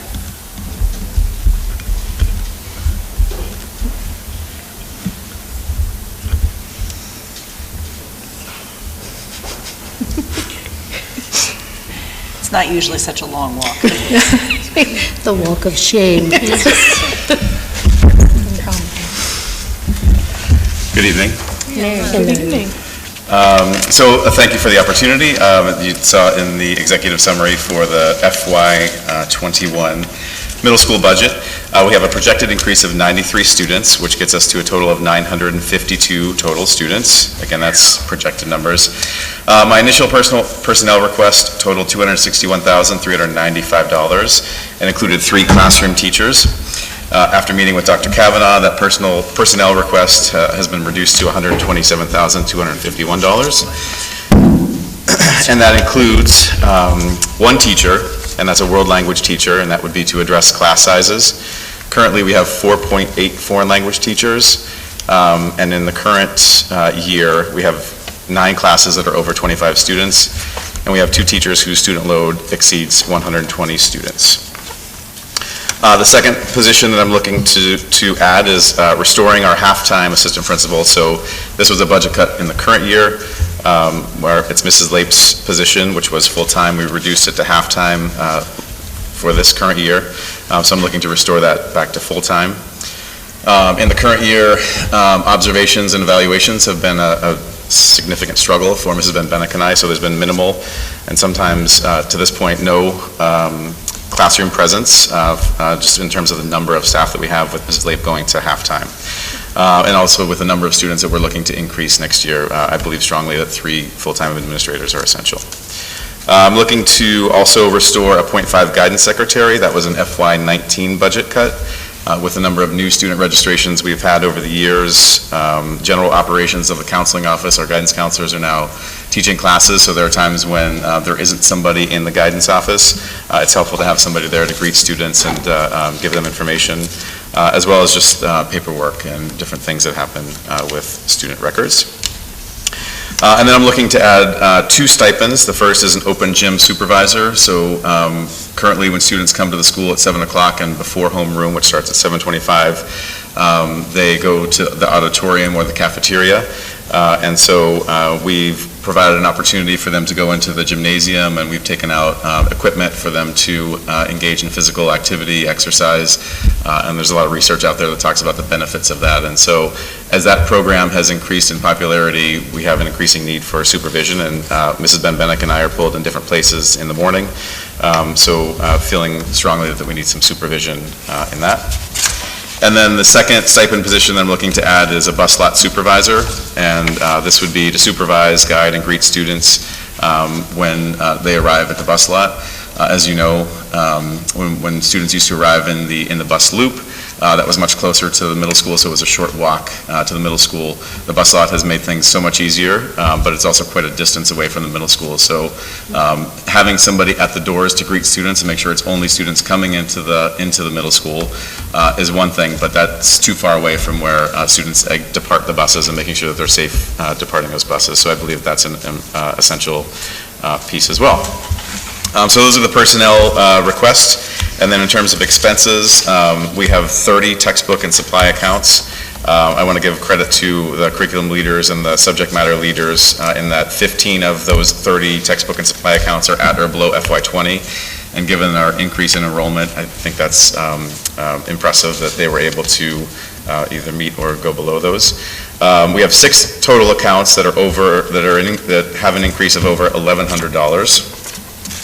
And so I'll talk briefly about those 6 that I found to be $1,100 was kind of the watermark. Math and engineering are both due to enrollment, so we're adding math textbooks, acquiring textbook licenses because of the increasing enrollment. So that account is going up by $4,696. Our engineering supply account, we're increasing by $2,275 because needing additional VEX robotic kits. We're looking to increase our guidance supply account by $1,298. Our START program, which is our short-term transition program, was a grant-funded program. That is no longer grant-funded, and so we're rolling that, the resources and supplies needed for that program into our guidance supply account. Social studies curriculum has changed with new frameworks, and so we are in need of wall maps for the change in curriculum at grade 6. Our physical education supply account, we're looking to increase that by $4,096 for the purchase of mats for the expansion of floor programs in our PE classes. And then finally, there's a $2,500 increase in our science maintenance account to have our microscope serviced and for the removal and disposal of chemicals. Thank you for your time. Questions from you? I have some comments. I think this is great. It looks like, you've looked at a lot of things and tried to bring it down, actually, and I was thinking that numbers would be higher. Could you just highlight the total percentage increase, Mr. Keller? Say that again, I'm sorry. The total percentage increase. The total percentage increase? Yes, for the budget. I'm sorry. I'm sorry, I didn't calculate. It's 3.6% before his personnel requests. Okay. And I didn't calculate it. No, that's okay. So you're saying 3.6? Correct. It's on them. And with that, with the personnel increase, is that the one you're saying you're not calculating? I don't have that number. Okay, that's okay. I apologize. No, that's great, and, again, I want to say the same things, that I'm seeing the, same increases for the support staff across the board, and I'm glad you're asking for what you need here, because one of the things, as I understand, I don't have a child in middle school, and that was not my experience of middle school, but I hear middle school is difficult, and you need all the support possible, right? So, I think, to me, one of the things is student safety. Again, just like high school, middle school, I understand is difficult. And if the support staff is needed, it's needed, and I'm fully behind it. And thank you for bringing this up. Sure, thank you. Anything else? Great. No. Mr. Keller, thank you. Thank you so Thank you very much. So the next item on the agenda, curriculum, Ms. Parson. Yes. Thank you.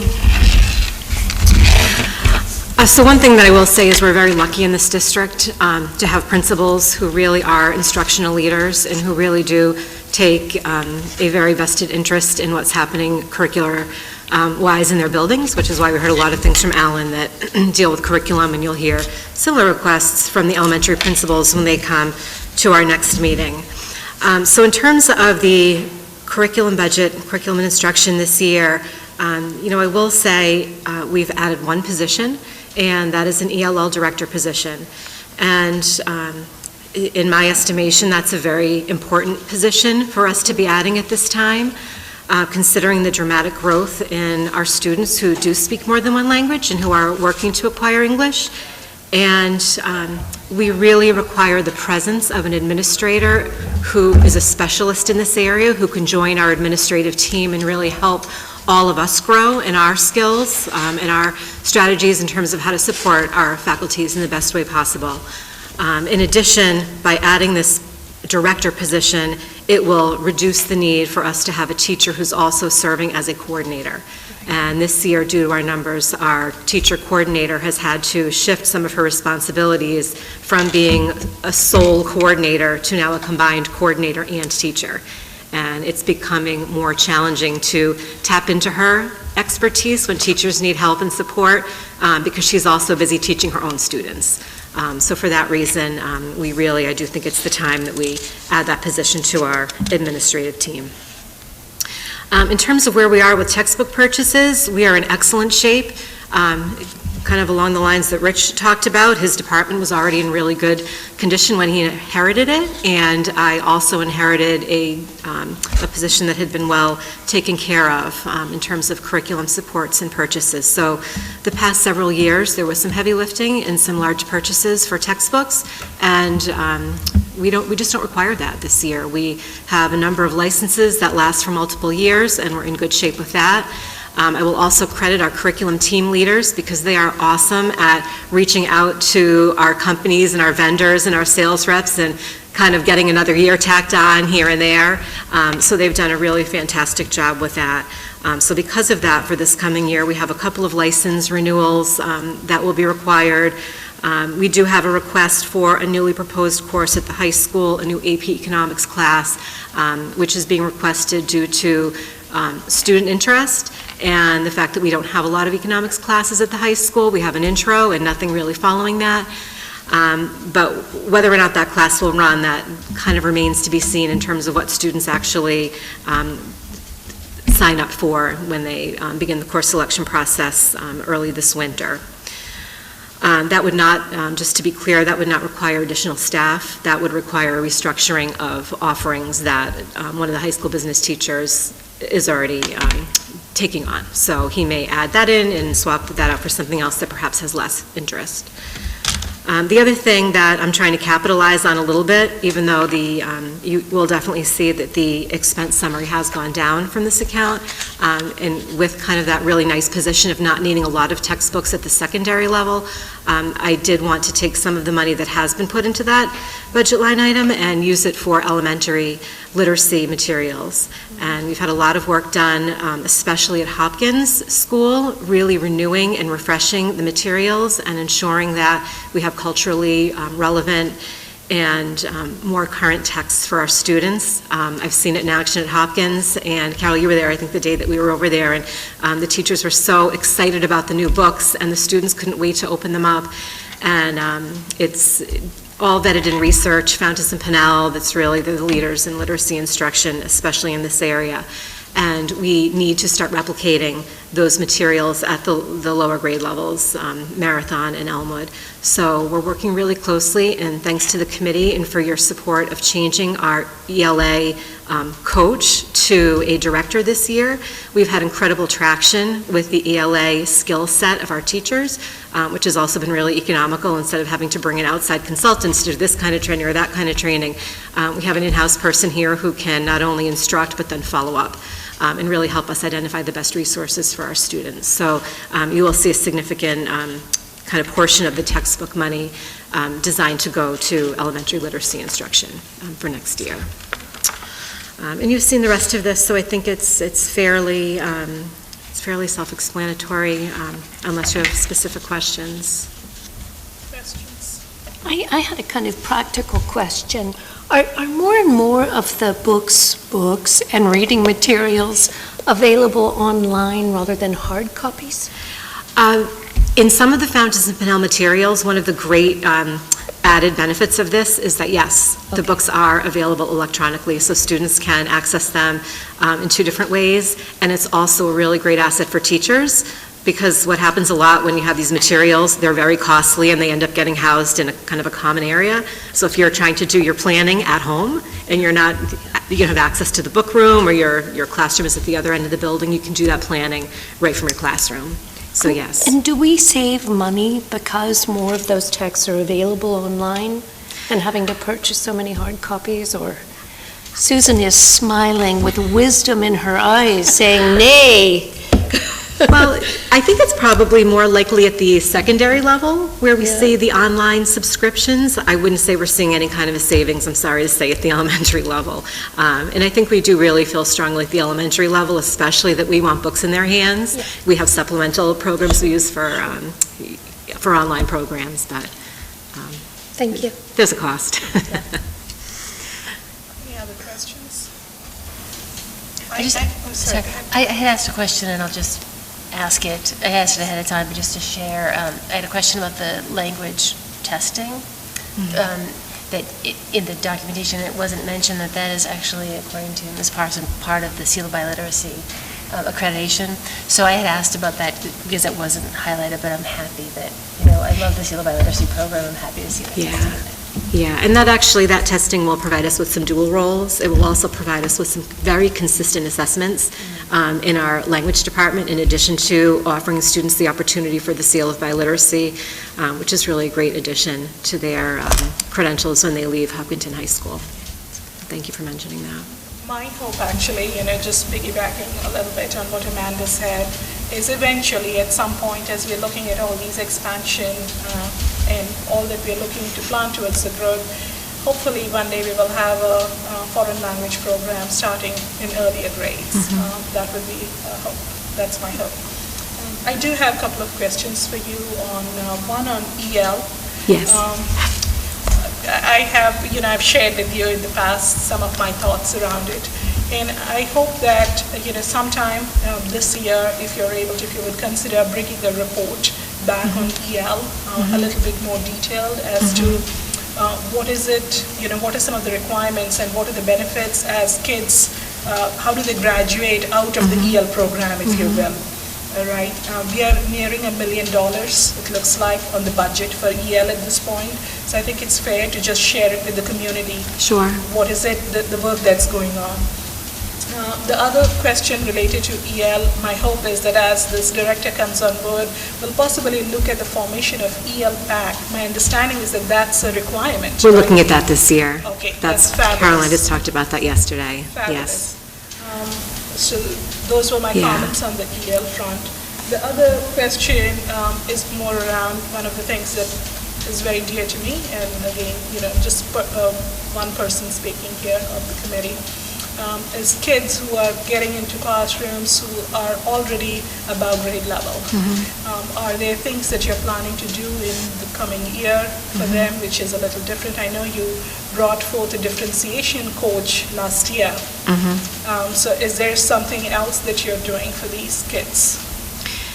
I would say the greatest amount of work that we're doing with our students is really looking at embedding, and I know we use the word differentiation, and I think it means so many different things to different people.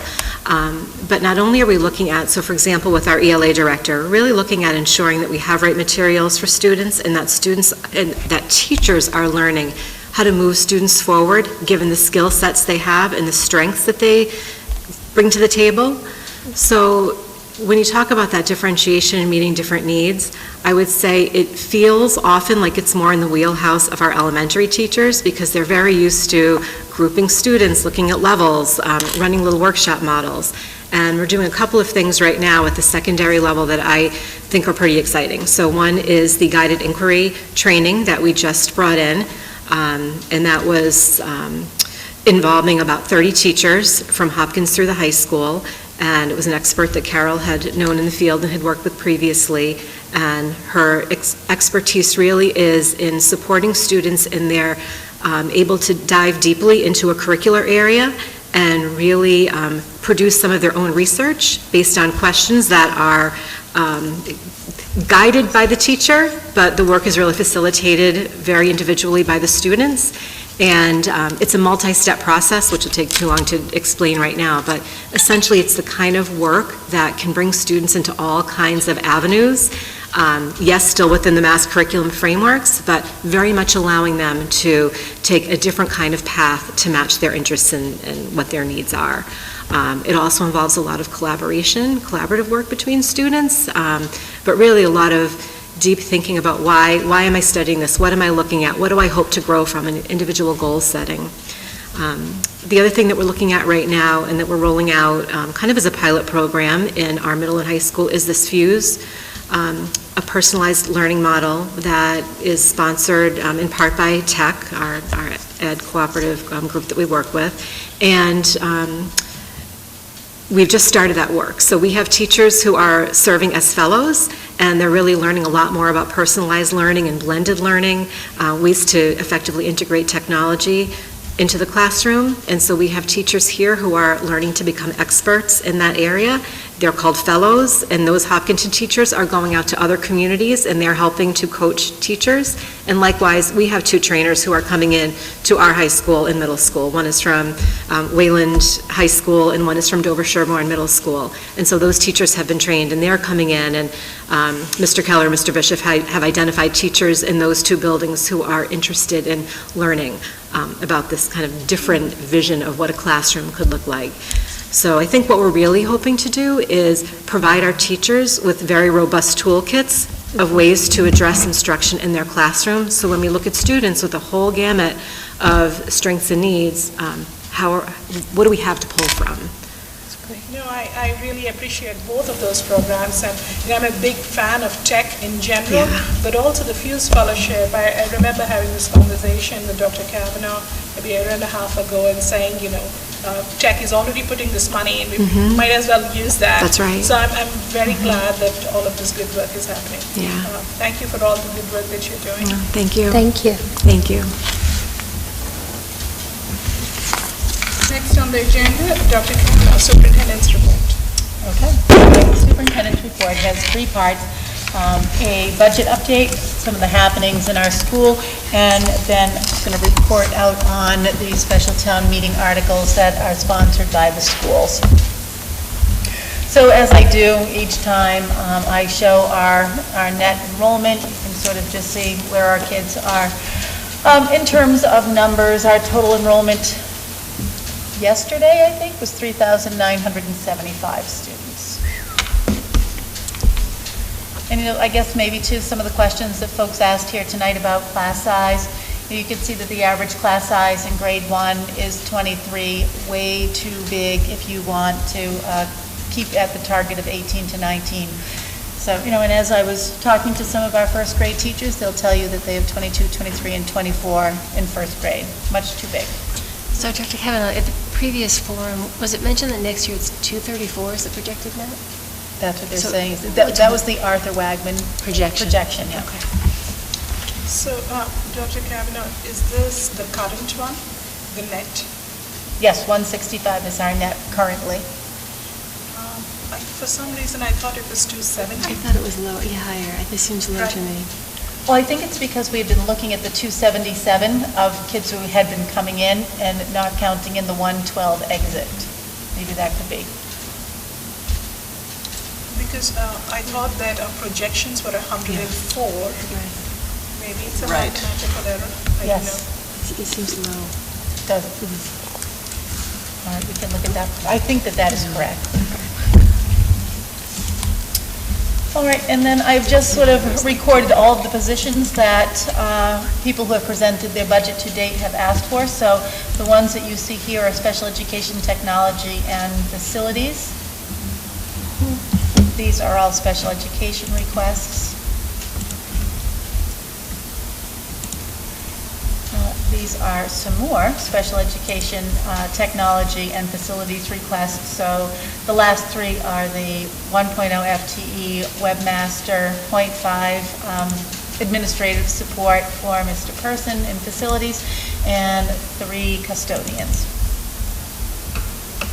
And then these are the ones that were requested tonight, a 1.0 FTE for foreign language in the middle school, half of an assistant principal in the middle school, half of a guidance administrative support secretary in the guidance office, and just a couple of very small stipends for middle school, someone to open the gym in the morning and someone to supervise the bus parking lot. And here are the athletics ones, a 0.5 FTE for administrative support in athletics, middle school assistant football coach stipend. Those two are the ones that Mr. Bishop will be looking for when he is with us next week. He was in this report. And the only one that was being asked for by Mrs. Parson was the 1.0 FTE-L director. And just very quickly, some of the happenings in our schools. These are some of our Thanksgiving things. The Hillers were able to beat the Clockers of Ashland 26-7 on Turkey Day, and Mr. Cormier informed us yesterday that Hopkins' varsity football team is being honored by the MIAA. They're receiving a sportsmanship award, and they'll be getting that at Gillette on Friday night. That's wonderful. Nice. Here are some middle school photos. They had their first Rise Up Day, and Mr. Keller explained that the goal of Rise Up Day is to sort of build a sense of community at the middle school. And that happens because kids are better able to understand themselves and their connections to the world around them. There's a little Thanksgiving feast at Hopkins and the Elmwood meeting of the Eagles over to the right. Here's the Marathon Elementary School Thanksgiving feast celebration. And that was all wrapped up with Snowmageddon. So.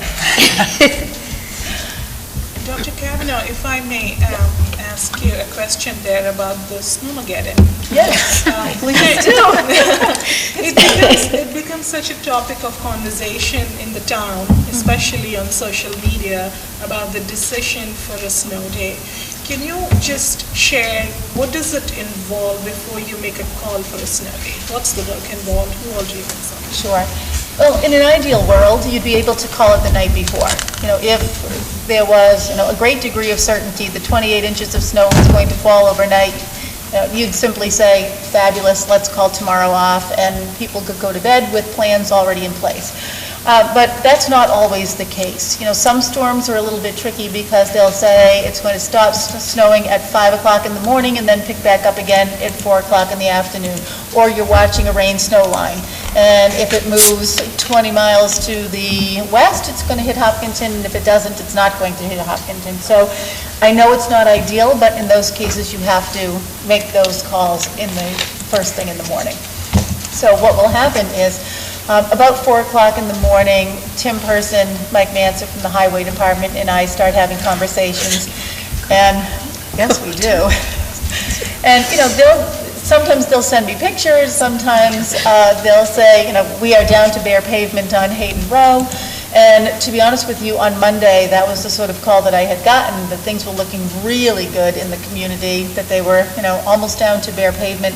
And then, of course, you know, the snow started to pick back up. We anticipated the temperatures would be just a little warmer than they were, and they stayed pretty cold. And it really continued to snow throughout the day. I mean, it wasn't that kind of heavy snow, but it was enough to accumulate just a little bit and be a nuisance. And the other thing that I think happened was we had some difficulties with sidewalks on that morning. So usually what will happen when we're having our 4 o'clock in the morning conversations is, you know, sometimes you bring in Chief Slayman because he'll tell you that there are power lines down or trees down or places where the buses can't get through, and the police do that for us as well. But Mike Manser is integral because he'll be able to tell us whether or not he thinks that his guys will be able to get the sidewalks done in some of the areas where there's sort of high traffic of walkers. So that happens, and then if we decide to do a 2-hour delay or call school off, I reach out to Linda Henderson, who is the person who contacts all of the teachers. And then I reach out to Georgette, who gets information on Facebook and Twitter and the local news stations. So all of those people kind of working behind the scenes, and, you know, if I let them know that at 5 minutes of 5, usually sometime between 5 and 5:10, everybody is aware of what the plan is for the day. For whatever reason, and I had talked to Linda Henderson right around 5 o'clock on Monday morning, for whatever reason, the technology was slow. You know, it didn't get out there till about 5:20. Not that 5:20 is a bad time to get information in the morning. And there is that strange split. So if you're an elementary person, you don't want to hear from somebody at 5 o'clock in the morning. You know, you can call at 7 and they could just roll back over and go to sleep. You know, so a wake-up call at 5 is a little bit much. But if you're a high school person and you travel a great distance to get to work, 5 o'clock is what you need if you're going to give yourself enough time to get to where you're going. So it's a little complicated. The other thing that happens, and there are probably 15 or 20 of the superintendents in this area, and we will text back and forth all morning. You know, we'll talk about, you know, what your highway department's telling you, what your police department's telling you, whether or not you're going to open and close. And so it's helpful to know that, especially with the contiguous towns, like if I'm talking to Westboro or Ashland or, you know, Milford, it's nicer that way. And our staff probably lives in many of the surrounding towns. Yes. It has their own situation to deal with in order to get in. Exactly, yeah. Thank you. That helps put it into context, that it's not that button, you know, at Staples. Yeah, that was easy. You know, I am one of those people who love snow days, but I imagine that some of the considerations you have to think of are more, you know, what would happen to the summer and going further into summer and making up for snow days. I think those are some of the considerations that are part of this decision. Yes. Thanks. Sometimes superintendents will say they'll hate us today, but they'll love us in June. True. I don't say Unless that. they're a senior, you. in which case, bring it on. Yeah. There were quite a few happy Never make a day up, so they really love it. Just quickly, the high school students went to see the Body Works exhibit at the Museum of Science. That was part of the STEAM grant, so they sent some really great pictures back. And for special town meeting on December 9th. So the school department has 4 articles. They are numbered 2, 3, 4, and 5 on the warrant. And the Article 2 is for $500,000 for a design engineering study for those 6 additional classrooms that we've talked about here at the high school.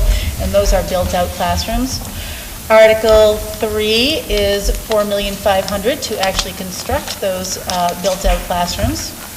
Article 4 is $3 million for stacked modular classrooms at Hopkins, and Article 5 is $2 million for 4 stacked modulars at Elmwood.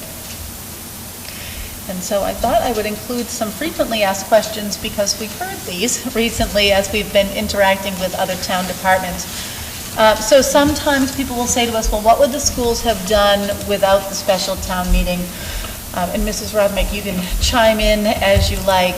I think the portables, if we had addressed them at Maytown meeting, would probably have been just fine because you can put it out to bid, buy your portables, and the construction work for that is relatively quick. So between June and September 1, it would seem that you would be able to get your portable classrooms in place. The high school classrooms, that's a different story. If we are able to start construction in June of this year, we might be able to have I think it should be a midwinter opening in 2021. Oh, no, right, if we didn't have the special town meeting, I'm sorry, let me help myself with my own thinking, we wouldn't have been able to open them till 2021, 21, 22, and as it stands now, we will be able to have a midwinter opening in 2021. That's what I'm trying to say. Can we live without them for next year or half of next year? We can't live without them for half of next year, or maybe even all of next year, but we'll be doing that crazy thing that we're doing now where we're putting 150 kids in a cafeteria in the morning, which is not really good practice educationally or probably even socially. But for that following year, the 21-22 year, I think we really need those classrooms. So, will the classrooms be enough, or are we still chasing enrollment numbers? So if you were attentive to the long-term plan that we talked about tonight, really there is that, at this point, the thinking is to create some kind of complex that exists between our current middle school and high school. Those 2 buildings now house 7 grades. Eventually, they would probably be at a capacity where they would be able to house 5 grades. So we do need those 6 classrooms, and even when the time comes that you would have 5 grades across these 2 buildings, those classrooms would be full. Dr. Kavanaugh, is this the time to speak a little bit about the long-term plan, or would we be looking to bring it back? A little bit about what was presented tonight? Yeah, so if people were not tuned in to the early part of the evening, we did take a look at a couple of different configurations. Marathon would remain intact. It would be a pre-K to 1 school.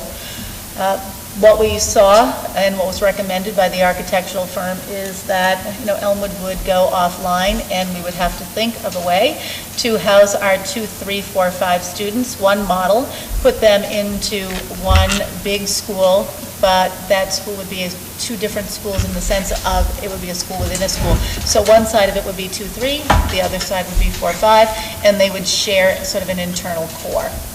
And the opposite one, also on the Tadaro property, would have a 2-3 school and a 4-5 school. They would be separate entities. And there are, I guess, pros and cons to all of those, which were sort of demonstrated tonight. We would have to do a renovation addition project on Hopkins so that it would be able to house grades 6 and 7. As we are right now, we're looking at it through the lens of 4-5, and we're adding 4 modular classrooms for next year. So looking down the road with increased enrollment and the removal of those 4 classrooms, at some point you would have to put an addition on that building. And then 8-9, as I just said, would sort of be a combination, 8-12 in this whole area. And may I just say that we're all to absorb, for me personally, I speak for myself. And I was very happy with the number of folks who came and all the questions that were brought forth. And that's a lot to absorb as well. Yes. And I would want us to think about some of the next steps. And I don't know if we want to discuss this a little bit tonight as a committee. We want to bring it back, absorb this a little bit. What do folks think?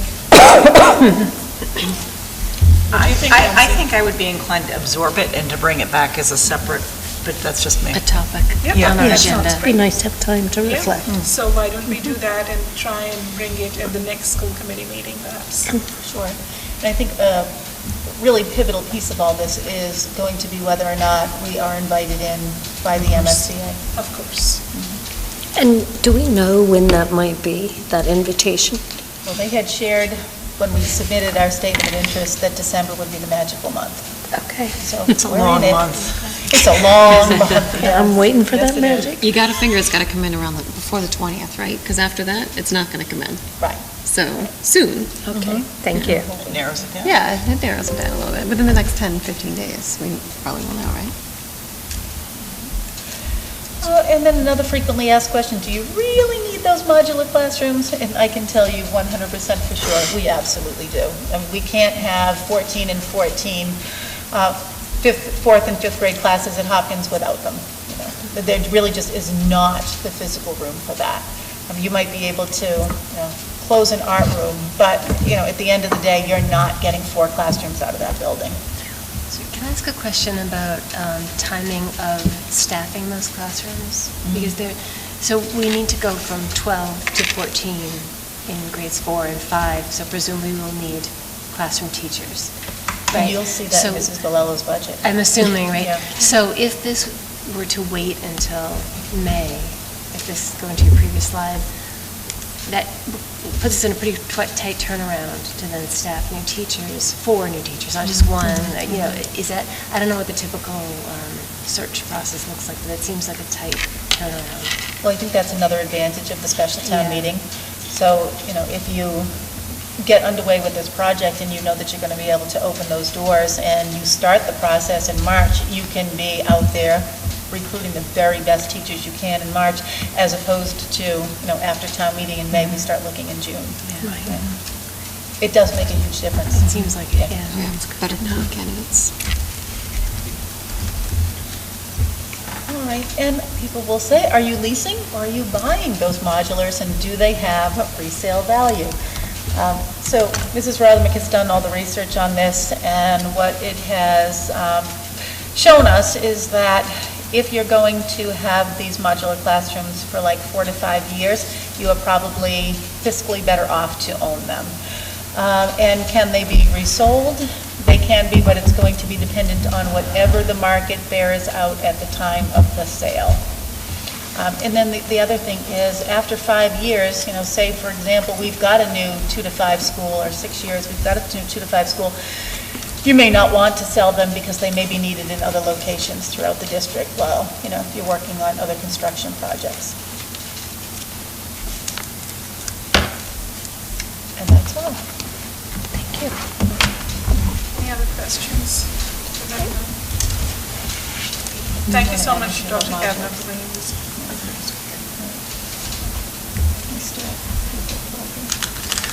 Is there something on the administrative side?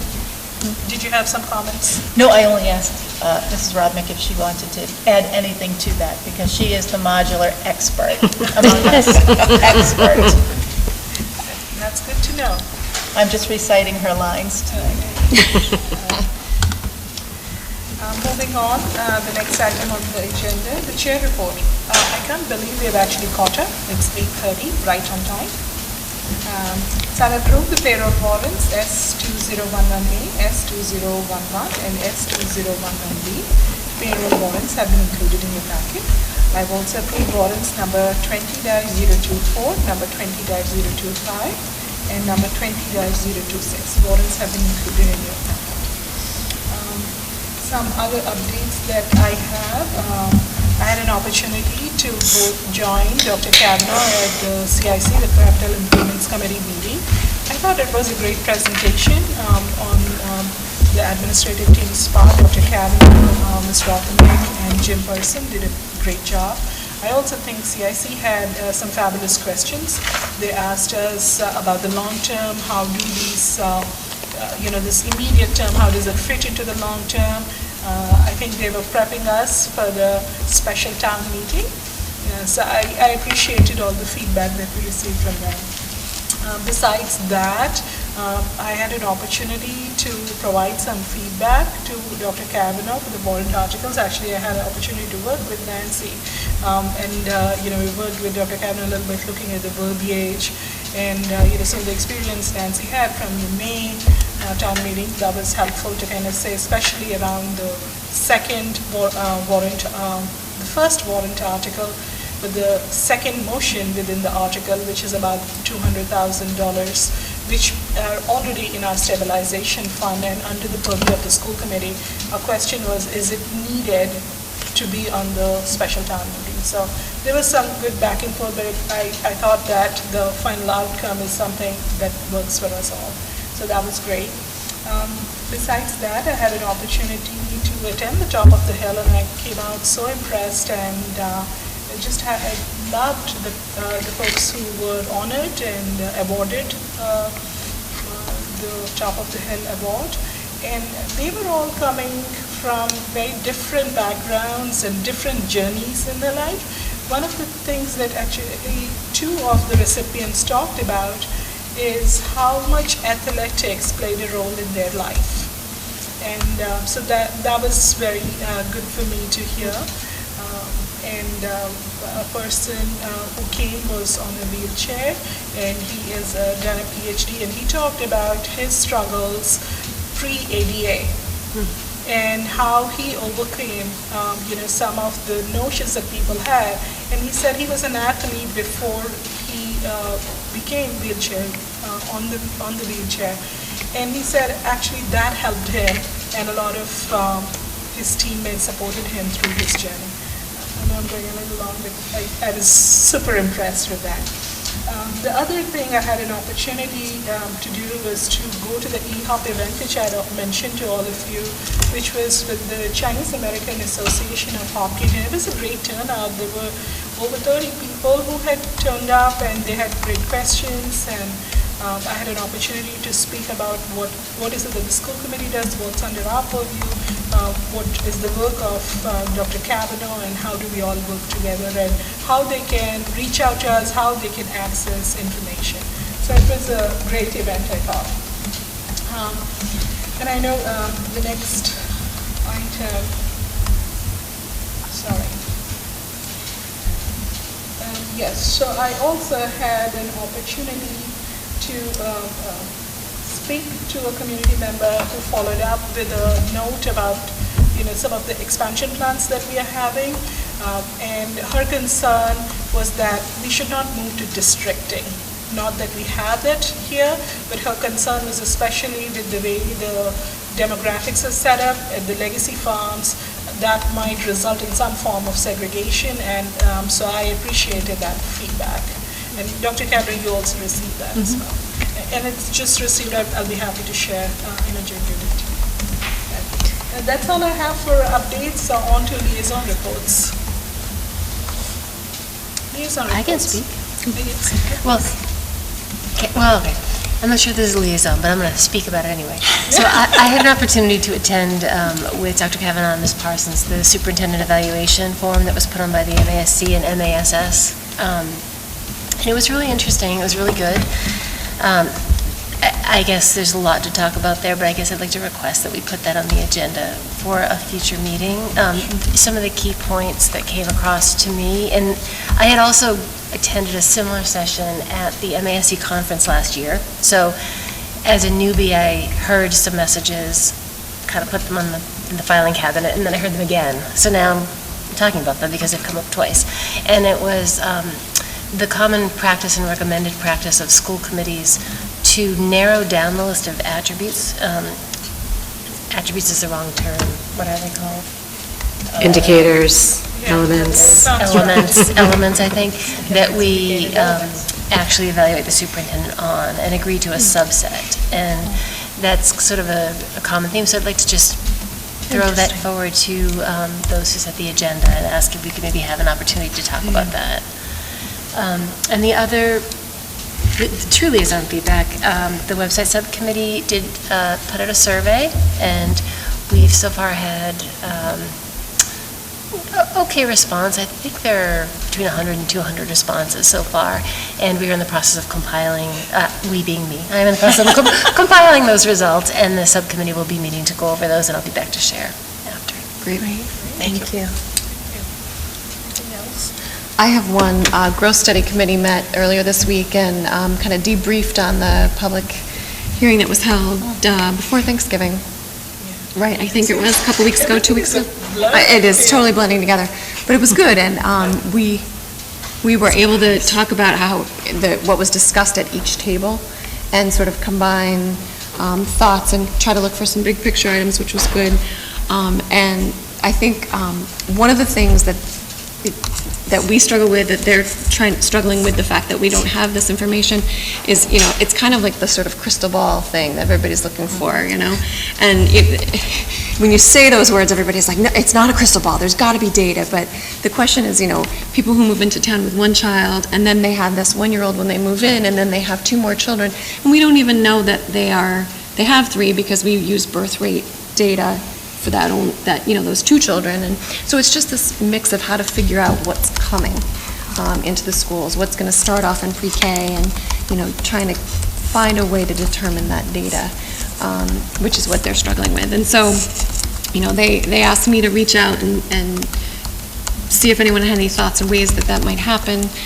There was even a suggestion, like when they do the fire inspection, maybe encourage look around, see if there's any kids walking around in the house. But I'm like, that's creepy and not okay. We gotta back it up, and they're jokingly, joking. But still, it was one of those things where like, how do you get this information? Where do you get information? Because no one has to report how many children they have under the age of 3 when they move into a town. They don't have to. And so, anyway, that was the big topic of conversation from that. And the group is going to continue to meet. May is kind of the deadline for that particular committee, but they're definitely going to look more deeply at fire, police, DPW, water and sewer, effects of increased numbers of roads to plow and maintain and things like that. So anyway, lots of stuff on the Growth Study Committee. And then the one other thing is, just to keep everybody in the loop, the Policy Committee, we know we haven't had policy on the agenda for a couple of weeks now, a couple of meetings now, but we are going to meet briefly tomorrow and then go through some of the policies that have already been brought forth once, just to kind of fine-tune them so we can bring them back, because I know we have to work around schedules and things like that. It's tricky, so we're just going to look at what we've already brought forward, tweak those, bring them back to you, and we won't start on new stuff maybe till after the new year. That's great. Actually, thank you so much for serving on the Town Growth Study Committee. It's very interesting. And it's a lot of work and not to absorb, and it's so important. I'm so glad you're on. Thank you. Yeah, it's interesting. Good attendance at that forum, too. Yeah, they were it was impressive how many people showed up for that. And everyone it was interesting how each table had similar conversations, same sort of things came up at each table. And there are a few, little things that came up at tables that were unique, but for the most part, the community seems interested in the same kind of stuff. Yeah, and a sizable representation from the school committee. Yes, very sizable. Though we were not sitting together and not deliberating. Sure. Thank you, Nancy. I actually want to, I haven't had a chance to catch up with both of you, Dr. Kavanaugh and Jen, about the policy committee. What I realized is, as I've started to have taken on this new role as chair this year, some of these things I wasn't anticipating. You think you're only attending a lot of meetings, but there's a lot of networking that I've gotten involved in. I've worked really hard to ask people come up to the public hearing. I'm sure everyone did too.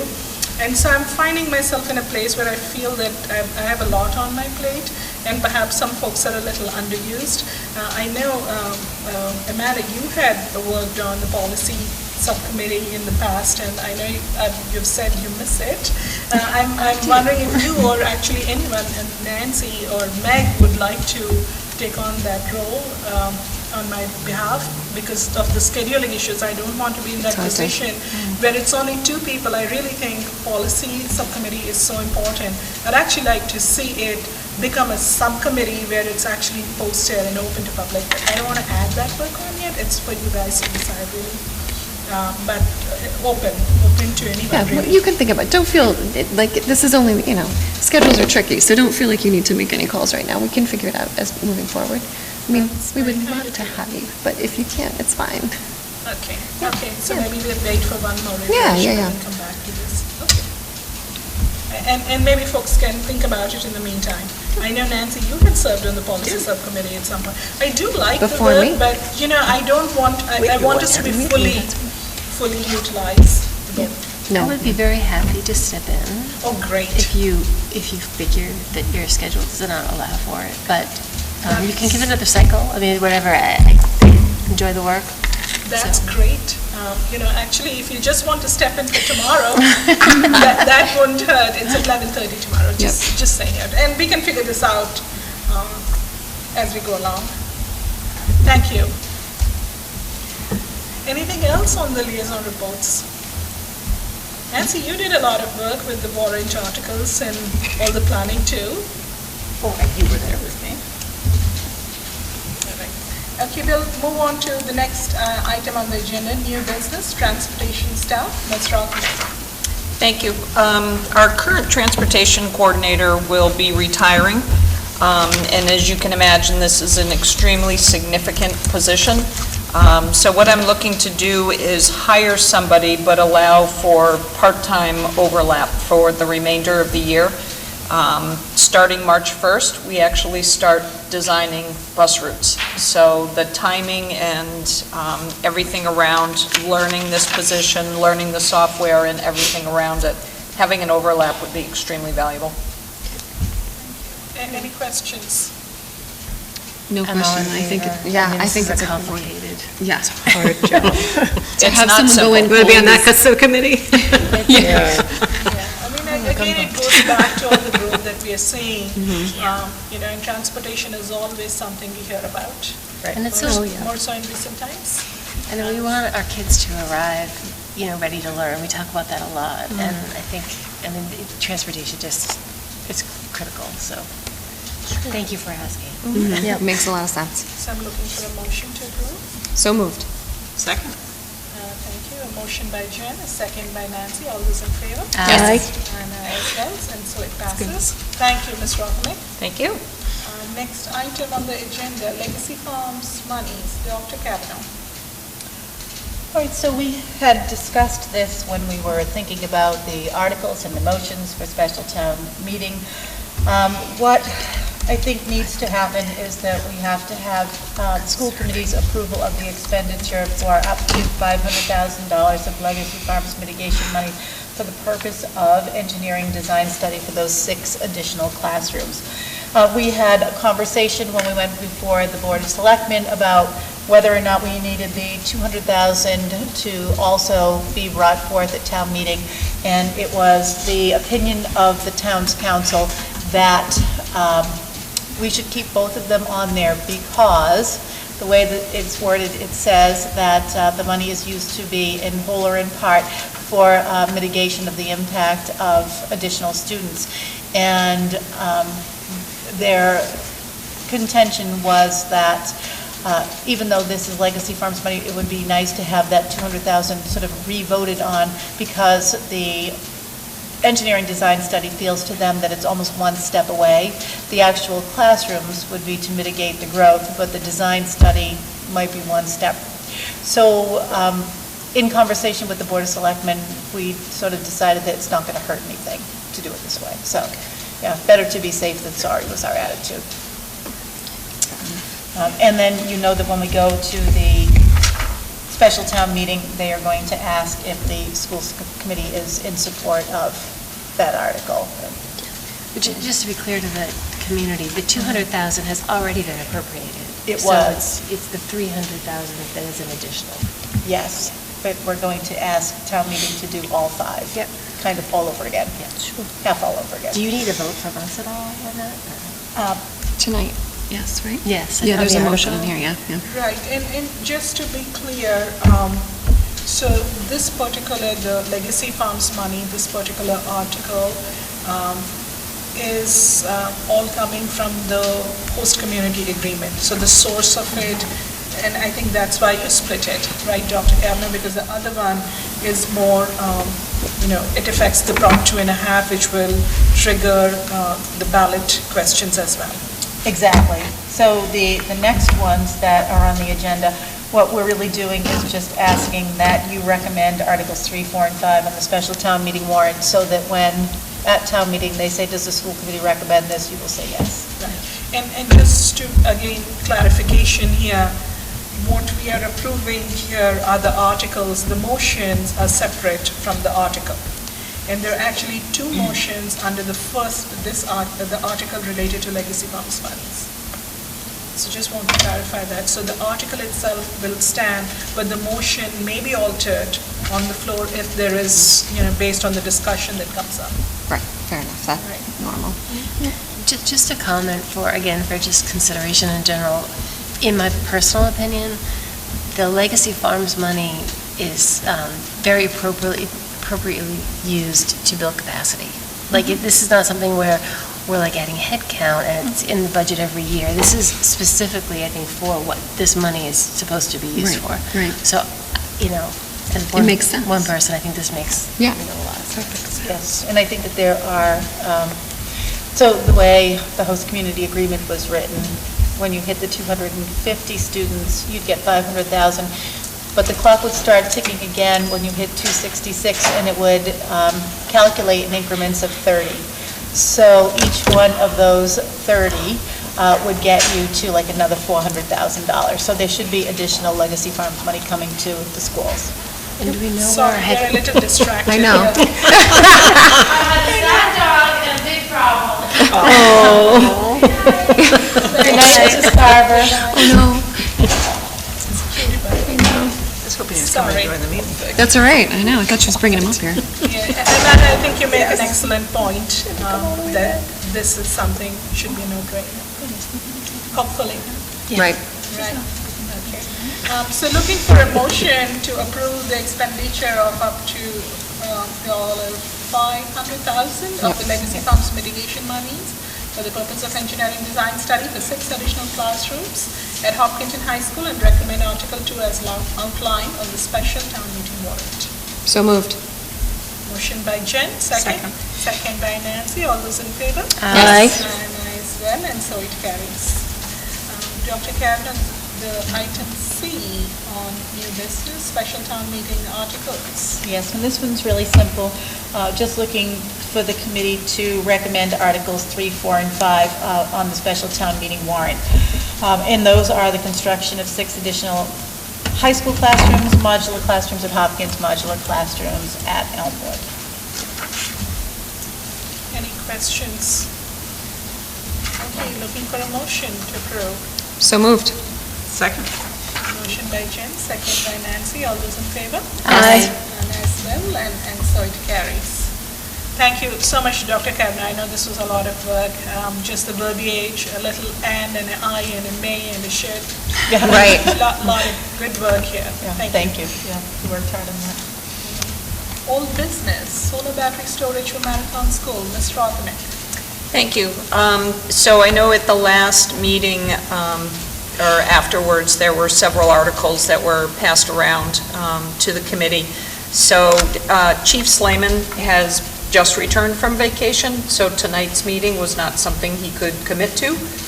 So I'm just recommending, if you still would like to hear from him, that we postpone till another meeting when he could attend.